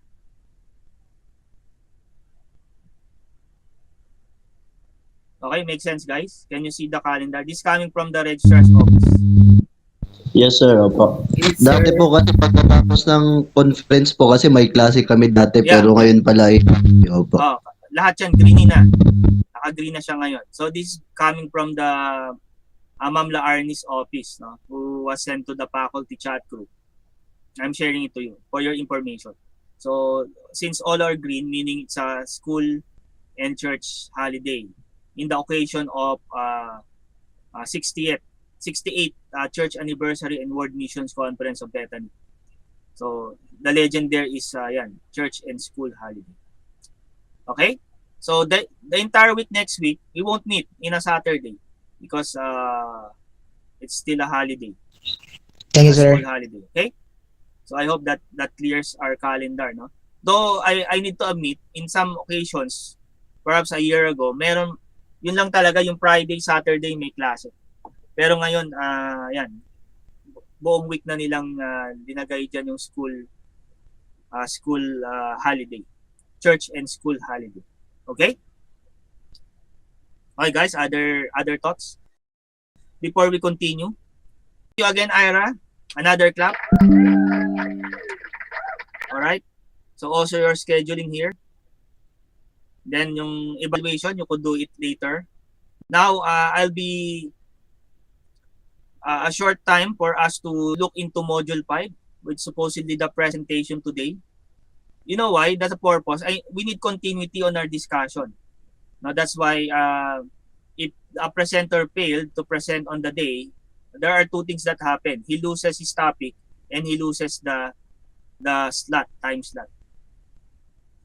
You know what? In my case, when I'm still taking my CTP, just like this one, if I miss the slot, this is what happened. The consequence, I cannot anymore present. Okay, so that's the reality in the university. But of course, I won't do that here. I'm giving second chances to those, though there are reasons that are inexcusable, there are reasons that are really a valid reason, regardless of the category. If you will miss the presentation, you miss the slot in the topic as well. That's why when you decide not to be present on my class, it must be something that is very, very important. Okay, so now it's the last chance for Sheng and D. Okay, so that's the last chance. If I won't see you on a week number 6, no more third chance. Okay, for Sheng and D that will present also on week number 6, and of course there is no deductions on that. No deduction. You will present fresh topic for us as if that you have presented on the schedule. No negative bearing on my part. No, it's a fresh start for you. No, giving you chance, new topic and new time slot for Sheng and D on week number 6. That would be February 26, right? Am I right? So you'll be presenting together with Ira again on that topic. So we'll be limiting our presentation by the time 45 minutes only. So we'll be strict with 45 minutes time slot so that everyone could have an opportunity to discuss their lesson. Okay, Sheng, you have something to say? Sir, I'm confusing now po. May I just ask lang po. In week 6 or February 26, what I'm going to report is module 5 or is another one po, sir? Yes, you're required to choose another topic that you'll be downloading from the ebook. So I will not report in module 5 anymore po. Teka. Sheng, you missed the chance today. So what you're missing now is the time slot and the topic. That's what I'm telling the class since before. So the fact that you have not, together with D, that's also the case for D. Since you missed today, you missed the slot, the time slot, and the topic. So you're required to download, again, if I will reiterate, this one, you could Apo. download under week number 1, reference for reflective summary. You download this and you choose your own topic, Apo.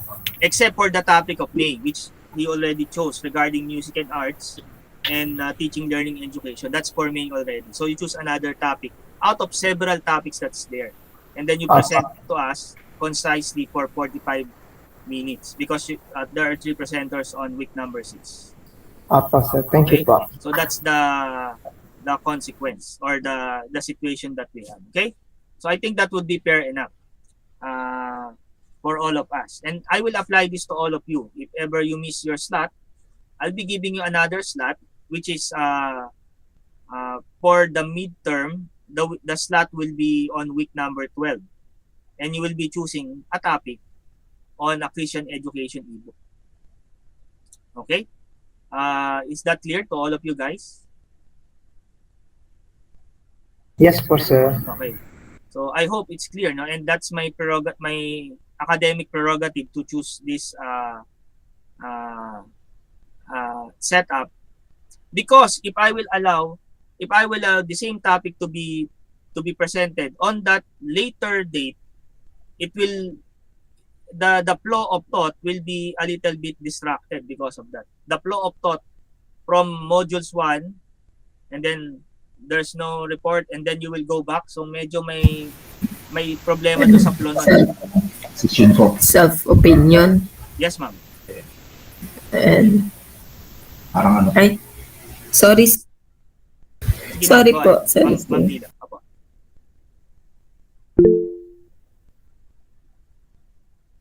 Okay.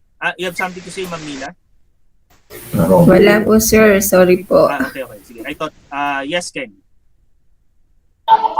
Yun sir, sorry kung baka hindi ko lang narinig o hindi ko lang naintindihan. Ang tanong ko sir is, paano sir yung mga topics na na-skip kasi nga hindi nakapag-report? So, may magre-report pa po doon, i-discuss pa po ba yan? Ako magre-report. We were going to skip na lang. Kaya Okay, katulad sir. ng ginawa ko kanina. Okay, that's for module 3. I pass by the lecture. If you're here on the early minute of the class, I pass by the module 3, which is supposedly to be reported by D. Okay? And Okay, now sir, I'll thank be you po. passing by module 5. That's my responsibility. Okay? But nevertheless, no, kahit hindi ko i-present yan, meron tayong lecture. Now, the modules will be provided to you for your self-learning, self-paced activity. In spite of the fact that the presenter may not be available today, of course, I will be passing through that. In fact, I'm ready. This is already the teaching learning style, the sensory learners. It's there. No? In fact, that's within 30 minutes, I'll be passing through this lecture. And I'll be sharing this to you, to the class, this outline also. Okay, so there is continuity on our module. So I'm be the one to take care of those missed presentation. Okay, Ken? Yes, sir. Okay, sige. So yun, actually yun yung ginawa natin kanina, module 3. I passed by the 6 developmental theories. Okay, that's supposedly presented. I know D already prepared. Nevertheless, he missed the slot. So therefore, another topic will be given to him. Okay, as well as Sheng today. So module 5. So See you next week na lang, sir. next week, I'm not so sure if I can come to Bethany physically. No, not so sure. Not so sure. I'm still considering, because my current situation, I have a 3-month-old baby.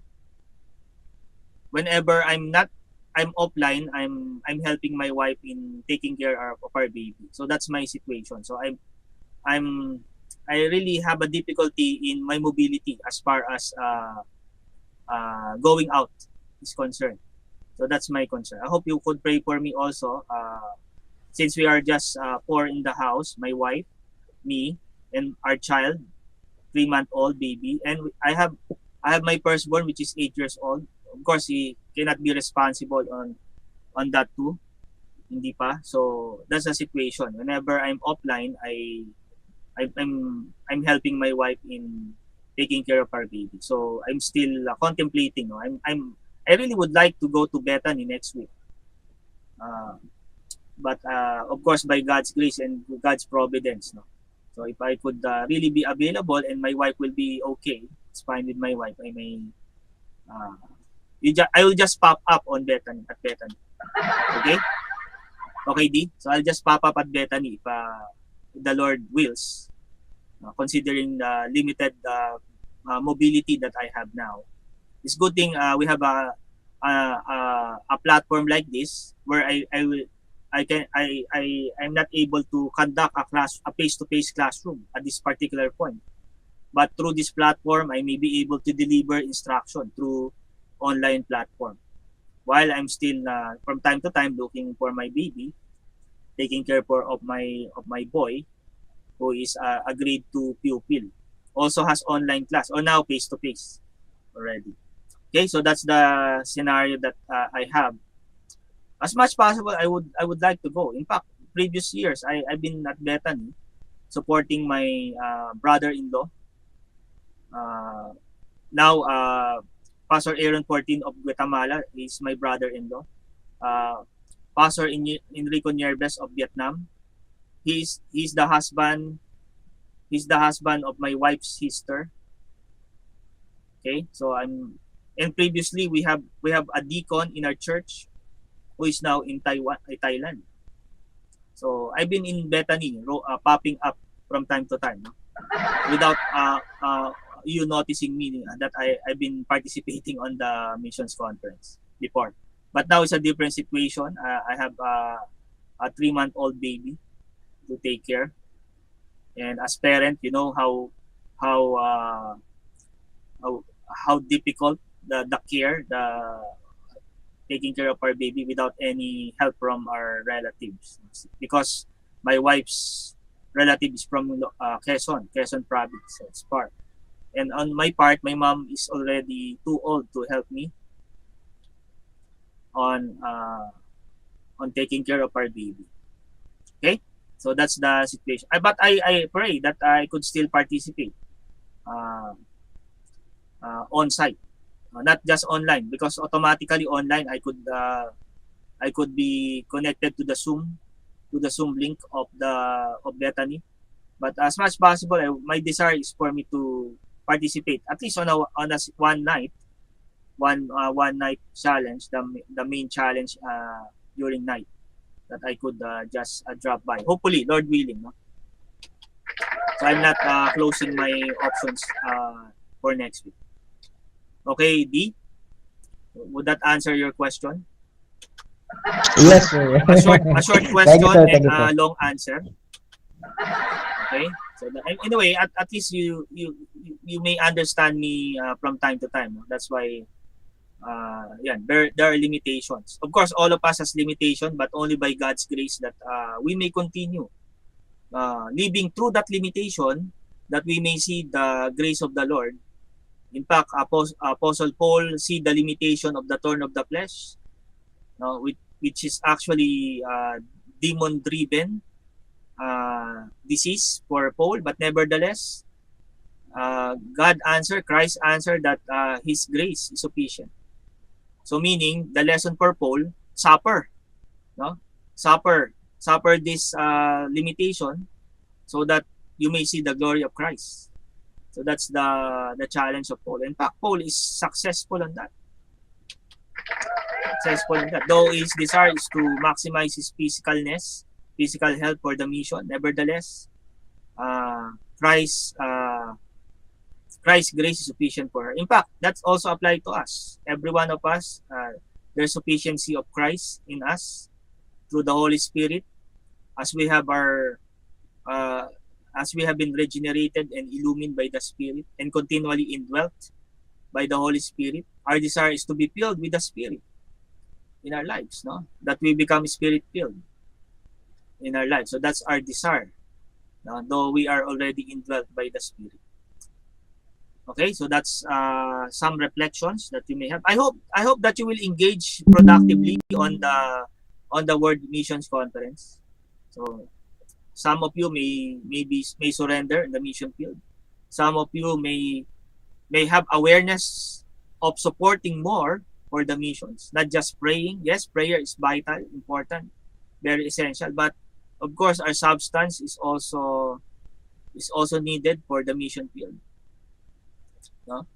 And our contribution will impact not only our church but also the entire world, throughout the world. That's the mandate from Jerusalem, Judea, Samaria, and to the uttermost part of the earth. And we're now on that expansion of the church through the mission. Okay?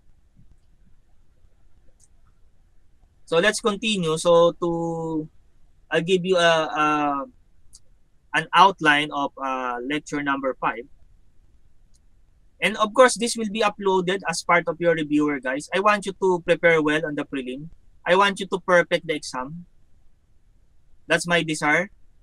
Not necessarily to impress me, but of course, that through this, we may reflect the glory of Christ. You may reflect faithfulness, diligence on your study, no? Applying the virtues that we receive from the Spirit, no? These gifts of or the fruits of the Spirit that is reflective on your life. Those are the things that I want you to exemplify as we learn together, no? So not only on my course but also on different courses as well. So of course not really to impress me, because I'm willing to give a Plat 1 grade to a deserving student. All right? So I could do that. And I'm always doing that. Even on my more than 2 decades of teaching, I've been giving a Plat 1 to deserving student, most especially those excellent students. Okay? So yan, Plat 1, pwedeng kayang-kaya yung abutin sa subject na to. Di ba? What do you think? Can you do that? Can you achieve Plat 1? I know some of you have already Plat 1s on your transcript, perhaps. But of course, I could add another Plat 1 on that. All right? Sige, let's for a few minutes I'll be passing by on lecture 5 or module 5. This regarding teaching and thinking styles. And of course, primarily, our senses needs to be activated, energized, or perhaps our senses needs to be triggered, just like a car that needs a spark plug, no, a spark plug for it to continue to run, the engine, the alternator, no, of your engine. Though kung automatic ka, hindi mo na kailangan ng spark plug. No, but my point is that there must be a triggering point on the learner, and that is corresponding to their thinking styles or learning styles. No, you could be visual. So these are some of the characteristics of being a visual. I, for myself, based on my so many years of study, no, even on my undergrad, no, going back to my high school year, I've been an auditory that is enhanced by visual. So hindi lang sa visual. No, kasi yung mapapansin nyo on the module, there is actually an activity there that would require you to choose whether it's your visual, your auditory, or your kinesthetic on your approaches in learning. But nevertheless, I believe each one of us has certain degrees of being auditory, certain degrees of being visual, and certain degrees of kinesthetic approach in learning, depending on the context, depending on the scenario of learning. But of course, we have a predominant approach.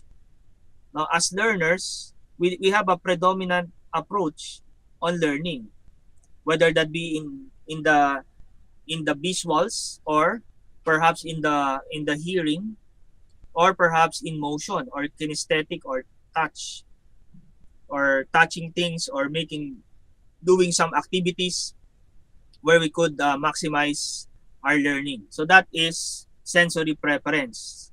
And from here, we could see that learners must see their teacher's action, visuals, or perhaps demonstration so that they may see it.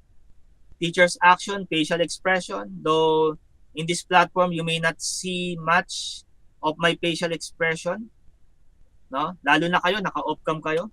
Pero I will not require anymore to on cam. I don't think it's crucial for me, no?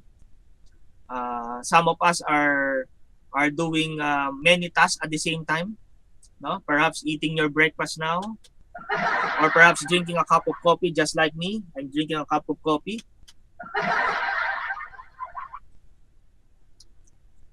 Or perhaps doing other things aside from things that are related to our topic. I really don't know, no? Because you are off cam. Nevertheless, we know that we are mature learners, no? There's a certain degree of maturity. In fact, this is a post-baccalaureate class where all of you have already at least an undergrad, or perhaps will be graduating this year. That's why a privilege given by Bethany to, on top of your last semester, you will be adding some CTP course. That's a privilege. Does not happen in all universities and college, because strictly speaking, if you don't have an undergrad, you should not enroll to a CTP. But a privilege given for Bethany because of deserving students who, on top of their last semester of the course, could have additional CTP. That's a privilege. That's why on transcript it will be reflected next year upon graduation. It cannot be earned now. It will be earned next year. Though your physical learning, your classroom experience is happening now, but on your record it will be deferred for next year. So I hope that is clear for you, most especially those who are already towards finishing your ABM course. I think some of you are already on your last semester of your ABM course, and as a privilege given by the school, on top of your small ABM course, or small few units, you have on top of which is your CTP. I think that's a fair enough privilege given for the school, but on the records it will be reflected to you next year as soon as you graduate from your ABM program.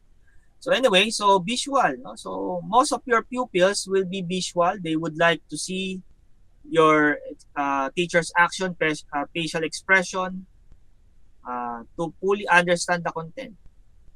And some of you are visual learners.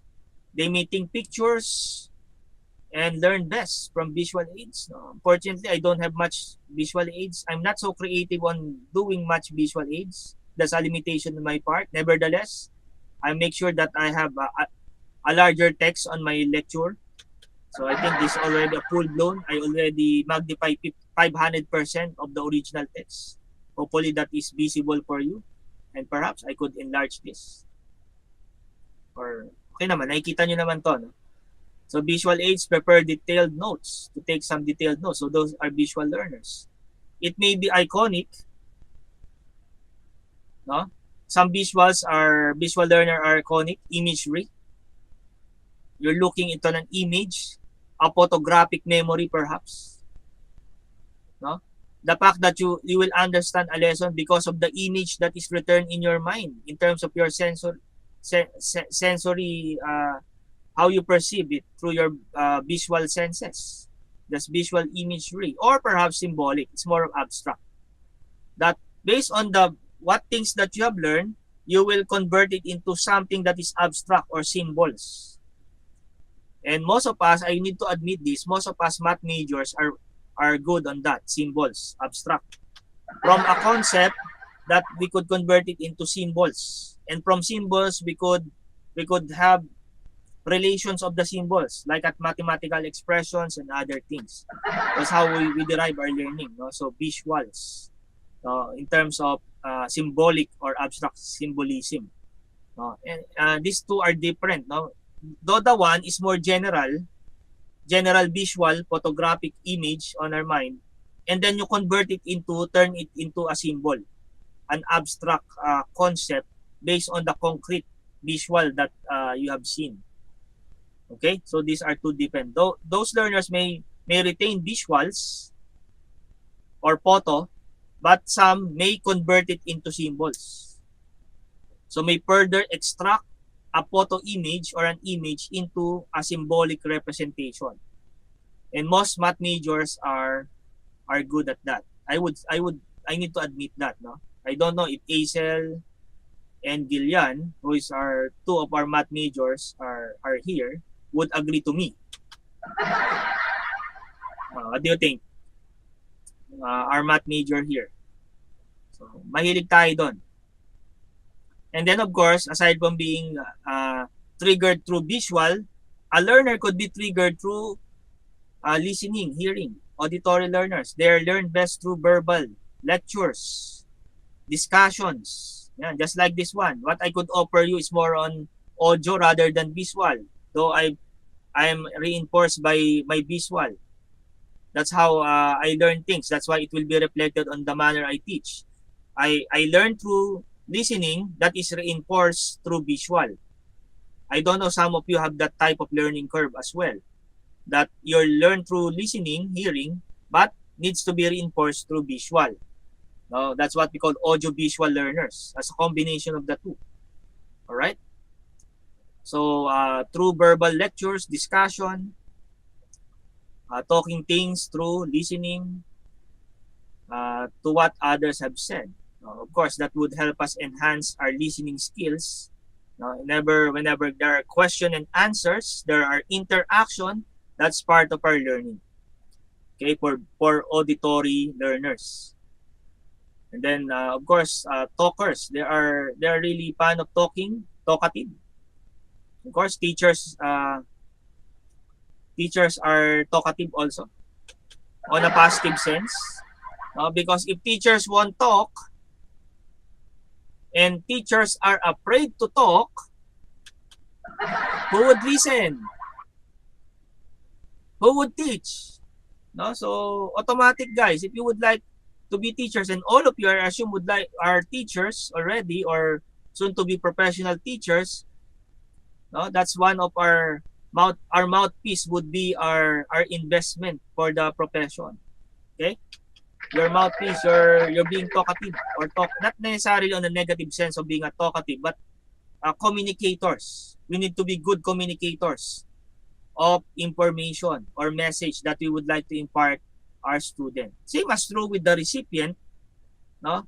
Recipient of information through listening naman. So good communicator, and then the what we call the deciphering the information, that's the listening part. The encoding and the decoding. You know that from your English language subject, right? You have these theories of communication. So there's the encoding part, and then on the receiving end, this is the decoding part or the listening part. How you decode the information based on the communication of the messages. And then we have the tactile learners. So this more on a kinesthetic type of learner, likes to manipulate objects, no? Though, but here it's separated, no? It's more on the actions, doing some motor activities. Though the tactile learners are more on manipulating objects. No, just like for instance, learning how to solve a Rubik's cube. No, I think some of you are mastering on Rubik's cube. That is a 3x3x3 cube. All right, and or other. I think it could be larger than that. No? I've seen larger versions of Rubik's cube as well. No, so they like to manipulate, and some are kinesthetic learners who are more on motor skills, no, motor coordination, learning by doing, perhaps an experimental on a laboratory. Perhaps they would like to discover some concepts based on an actual physical experimentation, or doing perhaps a physics experiment, no? Or perhaps the concept of gravity. The gravity is constant in its acceleration, that is 9.8 meters per square seconds, second squared. But you could do an experiment out of that. You could measure the time it will be dropping on the ground and make some calculations. So you could learn through that as well. Okay, so those are the sensory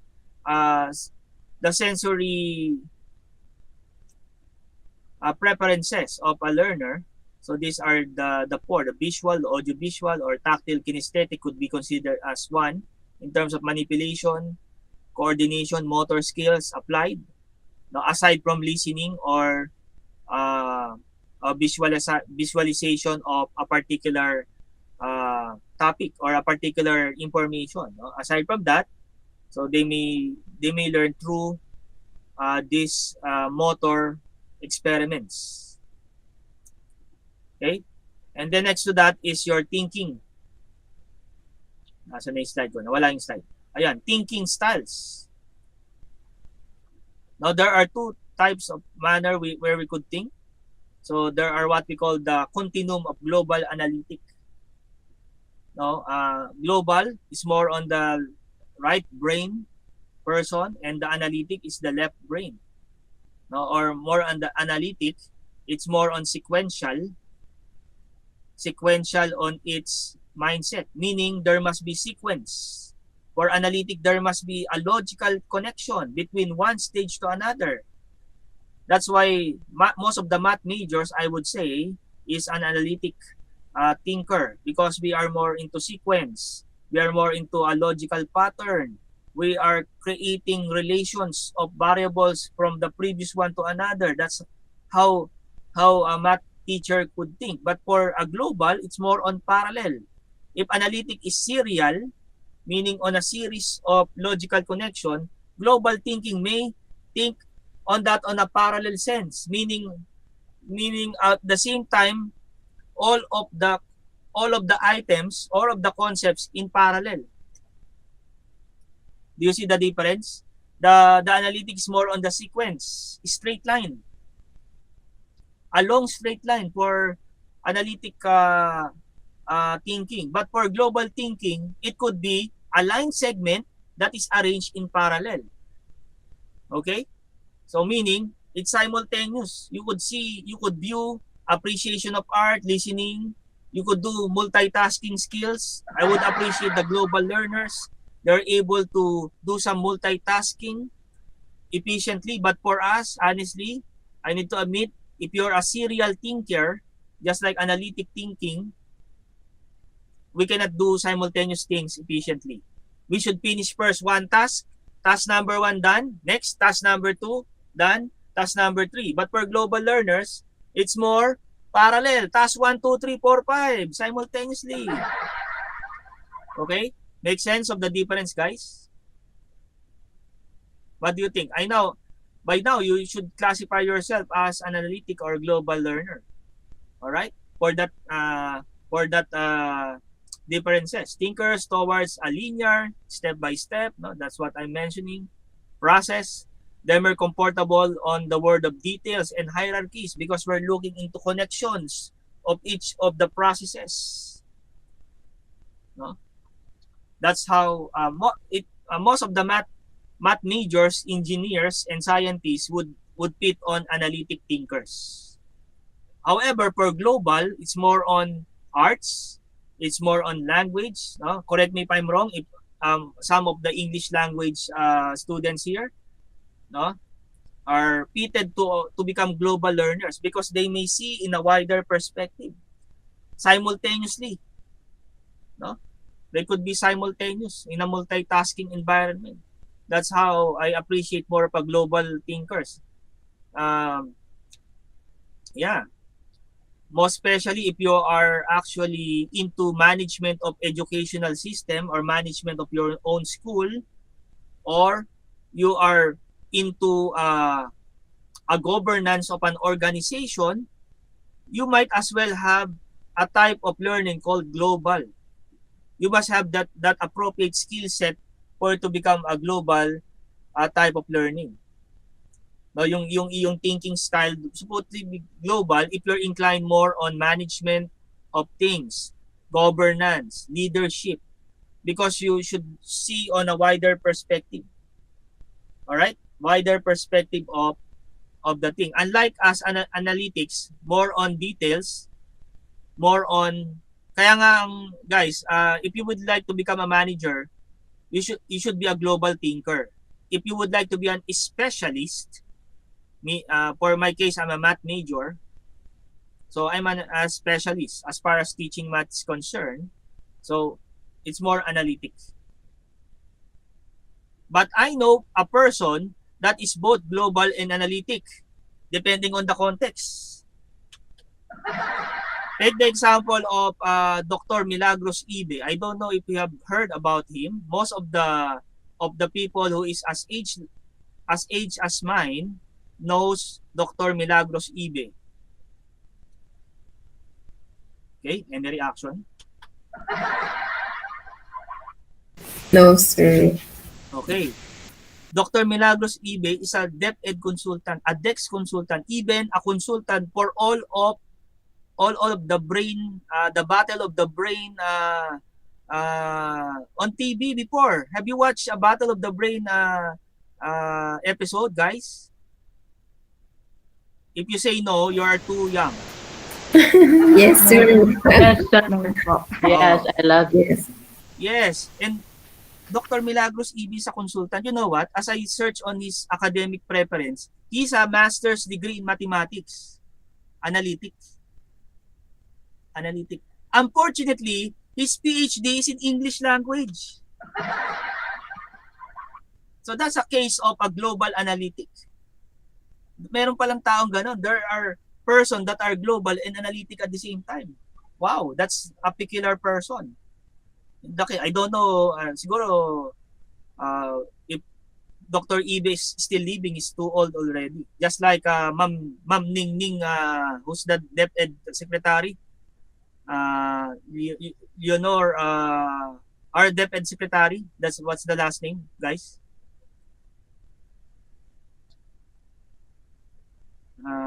Briones. Oh, Ma'am Ningning or Leonor Briones, Briones, no? Ganun nakatanda yun si Dr. Ibe, who has a master's in mathematics, analytic, PhD in English language. Alain na yan. That's a global analytic. So that's a classic case, no? Where it is possible for a person to become global analytic depending on the context. Wherein he's a consultant for Quiz B, so it's more analytic. At the same time, management of schools is global. So that's why global thinkers lean towards a non-linear thought. So non-linear, there are many segments, patterns. Pag linear kasi, analytic, straight line lang yun eh. Pag non-linear, it could be multiple segments at the same time. Pag when it's linear or analytic, it's arranged in a logical connection. There's arrangement. But for global, it could be segments that are analyzed simultaneously, and to see a more wider pattern or a whole pattern rather than particle elements, just like analytic. We're fan of particle elements or a small detail, no? So these are some of the differences. Oops, teka. So this chart, hopefully it will now for left brain, follow sequential process, analytic. No, there are verbal language. So as preachers, this is one of your trait. We must be analytic on our exposition of God's word. No, there is though it's a combination actually. Honestly, a preacher has a combination. Is that mine? Do you may sound na glitch, no? Can you hear the glitch sound? Not Wala really. po. Wala naman. On my end, I could Wala sense. naman, sir. Maybe on my speaker. So as preacher, you should be global and analytic at the same time. As Sunday school teacher as well. How to be global? You need to apply meta narrative on your story. And we have discussed that meta narrative in terms of the metacognition, the picture, the larger picture of what you're talking about. Perhaps a lesson, a Sunday school lesson, or perhaps if you're a preacher, a text of the scriptures. you have a theological background on that, that is global. And now, as preachers, you know, you should understand this, your exegesis and applying the principles of hermeneutics on the text, that is analytic. So in effect, a preacher, a pastor that is in front of you should be global analytic combination. Because a preacher knows the biblical theology in its entirety, he studies it well, not through the Bible school, or perhaps you have an in-depth theological understanding, and then the text of the scriptures need to be analyzed in a fashion that is systematic. So that's why there's analysis there. No, kaya nga ano yan eh. Yan, yung mga preachers will have a global as well as analytic component on your preaching. Because you know your theology and the text of the scriptures in terms of exegesis and hermeneutical principles applied. And that will make use of the verbal language for that sense. And it should be logical, well, temporal, in the sense that it's a step-by-step process that becomes temporary. And the temporariness is more on the step-by-step process. Of course, when step 1 is done, you go to step 2. Temporary yun. You move to step 3. So, meron time frame. So, that's why it's temporary on this sense. No? And then you have, of course, mathematical function, as I'm mentioning. Prepare structure, there must be hierarchy, there must be logical connection. And of course, eternal focus, reasoning. So, all of these are types intended for analytic learners. Of course, respond to logic, symbolic processing, reality-based processing. So there must be processing symbols applied to application. That's why sa preacher, yung combination ng global analytic makikita natin. No? Meron kang theology. As Bible Baptists, we are adhered to 1950 Articles of Faith of 1950. That's our fundamental theological position. And from there, because we believe this is consistent to the scriptures, then you apply this to the text. And it should be consistent by virtue of hermeneutics and exegesis. And now you're drawing application out of the text that will make sense to your audience. That becoming more global again, as far as its application is concerned. So it's a combination, indeed, of a global analytic and then going back to global as far as application of the text is concerned. Okay, make sense ba, preacher? Mga preacher dyan? Yan, lalo na si Ben. So, meron tayong concept na ganun. Combination tayo. Actually, if you're preaching, if you're engaged into a regular preaching in your church, you must deals with one thing at a time. Yan, sequential talaga ang mga analytics. And plans ahead. Normally, we plan ahead of time because we are focusing on the sequence. Recalls people's name. Well, not sure on my case because, you know, imagine I've been teaching for more than 2 decades. Honestly, I forgot some of the names of my students. It's really hard. Although I could recall names. No? Speaks few gestures, prefers formal study design. No? So, perhaps that will be reflective on our teaching experience here, learning experience. Okay? So anyway, these are categories. And then look, we go back, guys, I know you have class afterwards. So follows random process, meaning it could be simultaneous. You segmented the idea into several and simultaneously dig within. That's the right brain or global. Intuitive. Non-verbal language. You're more expressive in terms of your affection, emotions, because emotions covers more pictures, no? So yung emotions mo could hindi kasi sequential yun eh. It could be an outburst of emotion. Diyan kayo magaling mga global. Spatial, you appreciate more in space, no? Holistic, you have seen the wider perspective. No? You're more managerial than us. We are more specialists. Analytics more specialist. Global is more managerial in its approach. Prefers to see and experience, yes. External focus. You dream a lot, no? Yan, respond to emotion. So these are random characteristics, no? We may not focus them anymore, but on your readings, I promise to upload this your note to you. Then we will in few minutes these intelligences. By the way, we need to be aware of this, guys. Our students could be visual, could be auditory, could be audio-visual, or could be kinesthetic tactile. So as teachers, we must recognize those individual differences as far as learning is concerned, as far as sensory appreciation of our students concerned, and also looking at them as global or analytic. No? So of course, we could say that as pupil is more analytic than global, but we cannot diminish one for another. Just like the case that I have, Dr. Milagros Ibe is definitely global and analytic at the same time.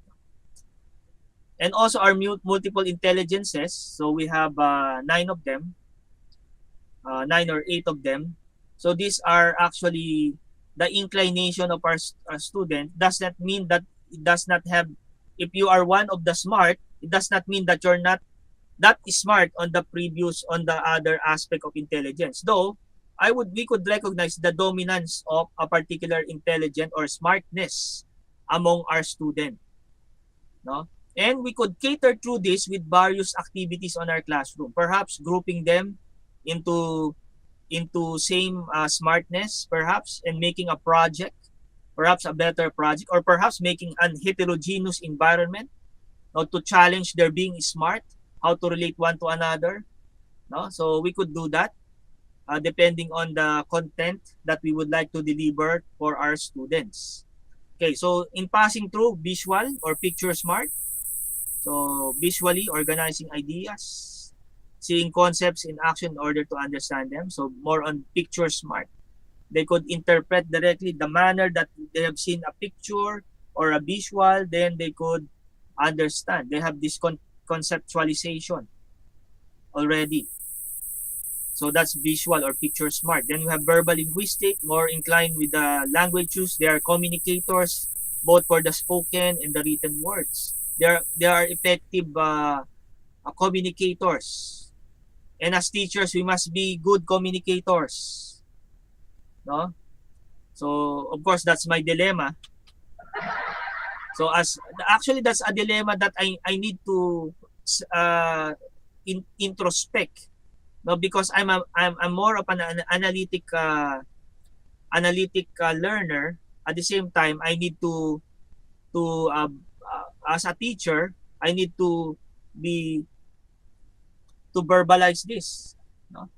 So yun yung dilemma minsan, no? Kaya nga minsan nagtuturo ko ng math, the following hour magtuturo ko ng education. So there's a big paradigm shift from being analytic to becoming a global on my approach. All right?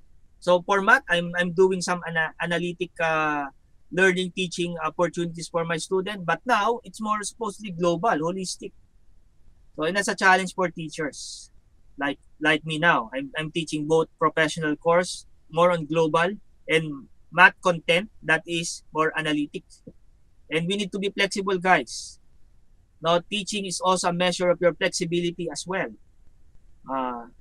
Most of your English majors are supposedly word smart, and math majors are supposedly number logical smart. We're more concerned on the reasoning, logical reasoning, problem solving. And then there are kinesthetic smart or body smart, which is more on interaction of one's environment, promotes understanding through concrete experiences in terms of motion, in terms of action, no? They could learn. And then some are musically inclined. These are music smart in terms of rhythms, patterns, and music as well. And then intrapersonal, these are self-smart, learning through feelings, values, and attitudes. They could discern the values, attitude, mindset of in an individual and themselves as well, intrapersonal. And then the inter is more peaceful, people smart, where they could communicate, learning through communication, interaction with one another. And then we have the naturalist or nature smart. So learning through classification, categories, hierarchies. So they could discern, they could break break the complex to simpler hierarchies or classification. That's why that is the naturalist or nature smart. Of course, spirit smart or existentialist seeks to connect to real world understanding and application for new learning.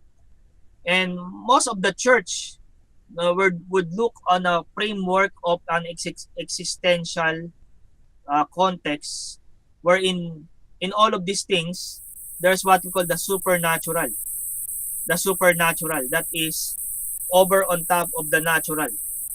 You know, this is the physical world, but realizing that there is something that is above natural, that is supernatural. Okay? And most of the, on the religious side, not only for Christian pastors, are existentialists because they're looking into the connection of the supernatural to the natural world. All right? So that's the multiple intelligence. And of course, we need to recognize this into different categories. And it's really hard. It is a challenge for teachers to categorize your pupils as to what smartness they have. And of course, the smartness of your pupil may dictate the type of activity, the learning activity that you may implement on your class. What if all of your students are analytic or number smart? No? And your subject content is language, perhaps Filipino. How will you teach Filipino effectively to some smart from number smart pupils? Something like that. That would be a challenge. Perhaps teaching them the Filipino equivalent of numbers, concept of numbers in Filipino form. So you could reinvent your methodologies, same core content, but reinvent your methodologies depending on the smartness. Because our focus here, as to facilitate learner-centered teaching, is to promote the maximum, the optimum learning experience among our students by facilitating information to them. That's our goal, that they may have a maximum learning out of the classroom. Learning experience based on their categories here of as far as multiple intelligences is concerned. Of course, some pupils will be wearing 2 or 3 hats, meaning they're not just numerical smart, they're also word smart. They could be spatial smart, etc. and etc. Okay guys, so that ends module 5. I hope I've given due justice to module 5.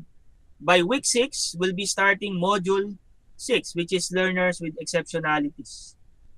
Okay, I think that's Ira's task, no? Ira, is that your module 6? Yes po. Oh, yeah. So Ira would take care of that. And then together with our special topic from D and Sheng. By week number 6, that is February 26. Okay guys, some other thoughts before we close. I thank you guys for your participation. No? All of those who participate, no? I really appreciate your thoughts, your ideas shared to our classroom, even to those reactions to the presentation by Ira a while ago. So I'll be missing you. So for we won't meet next week. We will be meeting by February 26 for our week number 6. Okay, other thoughts, clarification? So just wait for the form. Please be patient in waiting for creating the forms. It will be sooner or later be created on the classroom. And then you will be uploading all of the required uploads there. Okay, Pen, you have something to say? Wala pong problema, sir. Okay lang po. Opo. Okay, thank you.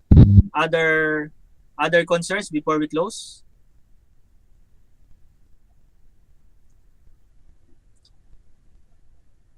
Okay. So I suggest if you are assigned to a later module, you start creating your slides already, one slide at a time, so that when your time is already there at hand, you are ready for your presentation. Okay, so that's my motivation for you. All right, other thoughts? Anyway, I'm sorry for the overtime. Okay, so thank you guys for your participation. Some of our BSED student will be already joining their class. Thank you, sir. Sige, let's close in a word of prayer. Father in heaven, we thank you for this day. What a great joy to study together, even as we have individual difference presented by Ira. We have seen the responsibility of a teacher, that we may recognize these individual differences as far as the socio-cultural differences, or perhaps their other characteristics that may be different one to another. Nevertheless, Lord, that won't stop our passion to teach, that we may be creative in our methodologies, catering through the different individual difference of our of our pupil or our students. So help us, Lord, by your grace, that you may give us discernment on these things, as well as this different smartness that we have learned. We may be discerning on this, Lord. Help us to categorize this pupil for the purpose of maximizing learning experience to them by providing them activities, or perhaps learning and opportunities that would cater to their smartness, and that would optimize their learning experience as well. So help us, Lord. It's a great task as a teacher. We cannot do it without your grace and mercy, without the wisdom from the Spirit, Lord. Since we are a Christian educator, it is a responsibility that you have entrusted to us to maximize the learning experience of our student, that they may eventually grow as young people, and even as professionals eventually, who will be responsible on the society, and perhaps as a Christian, that they may have a saving relationship to the Lord Jesus Christ, and that we may lead them to the saving knowledge of the Lord Jesus Christ in faith and repentance. So help us, Lord, by your grace, that we may continue on our passion, our desire to develop our future generation. We thank you, Lord. We honor you. Also bless our services tomorrow. Bless us, Lord, as we continue celebrating 68th year of Bethany, as well as the World Mission Conference next week. This is our prayer in Christ's name. Amen. So thank you. Thank you, sir. In 2 weeks time, guys. God bless you. Thank you po. Thank you, sir. Bye. Thank you, sir. God bless. Yes.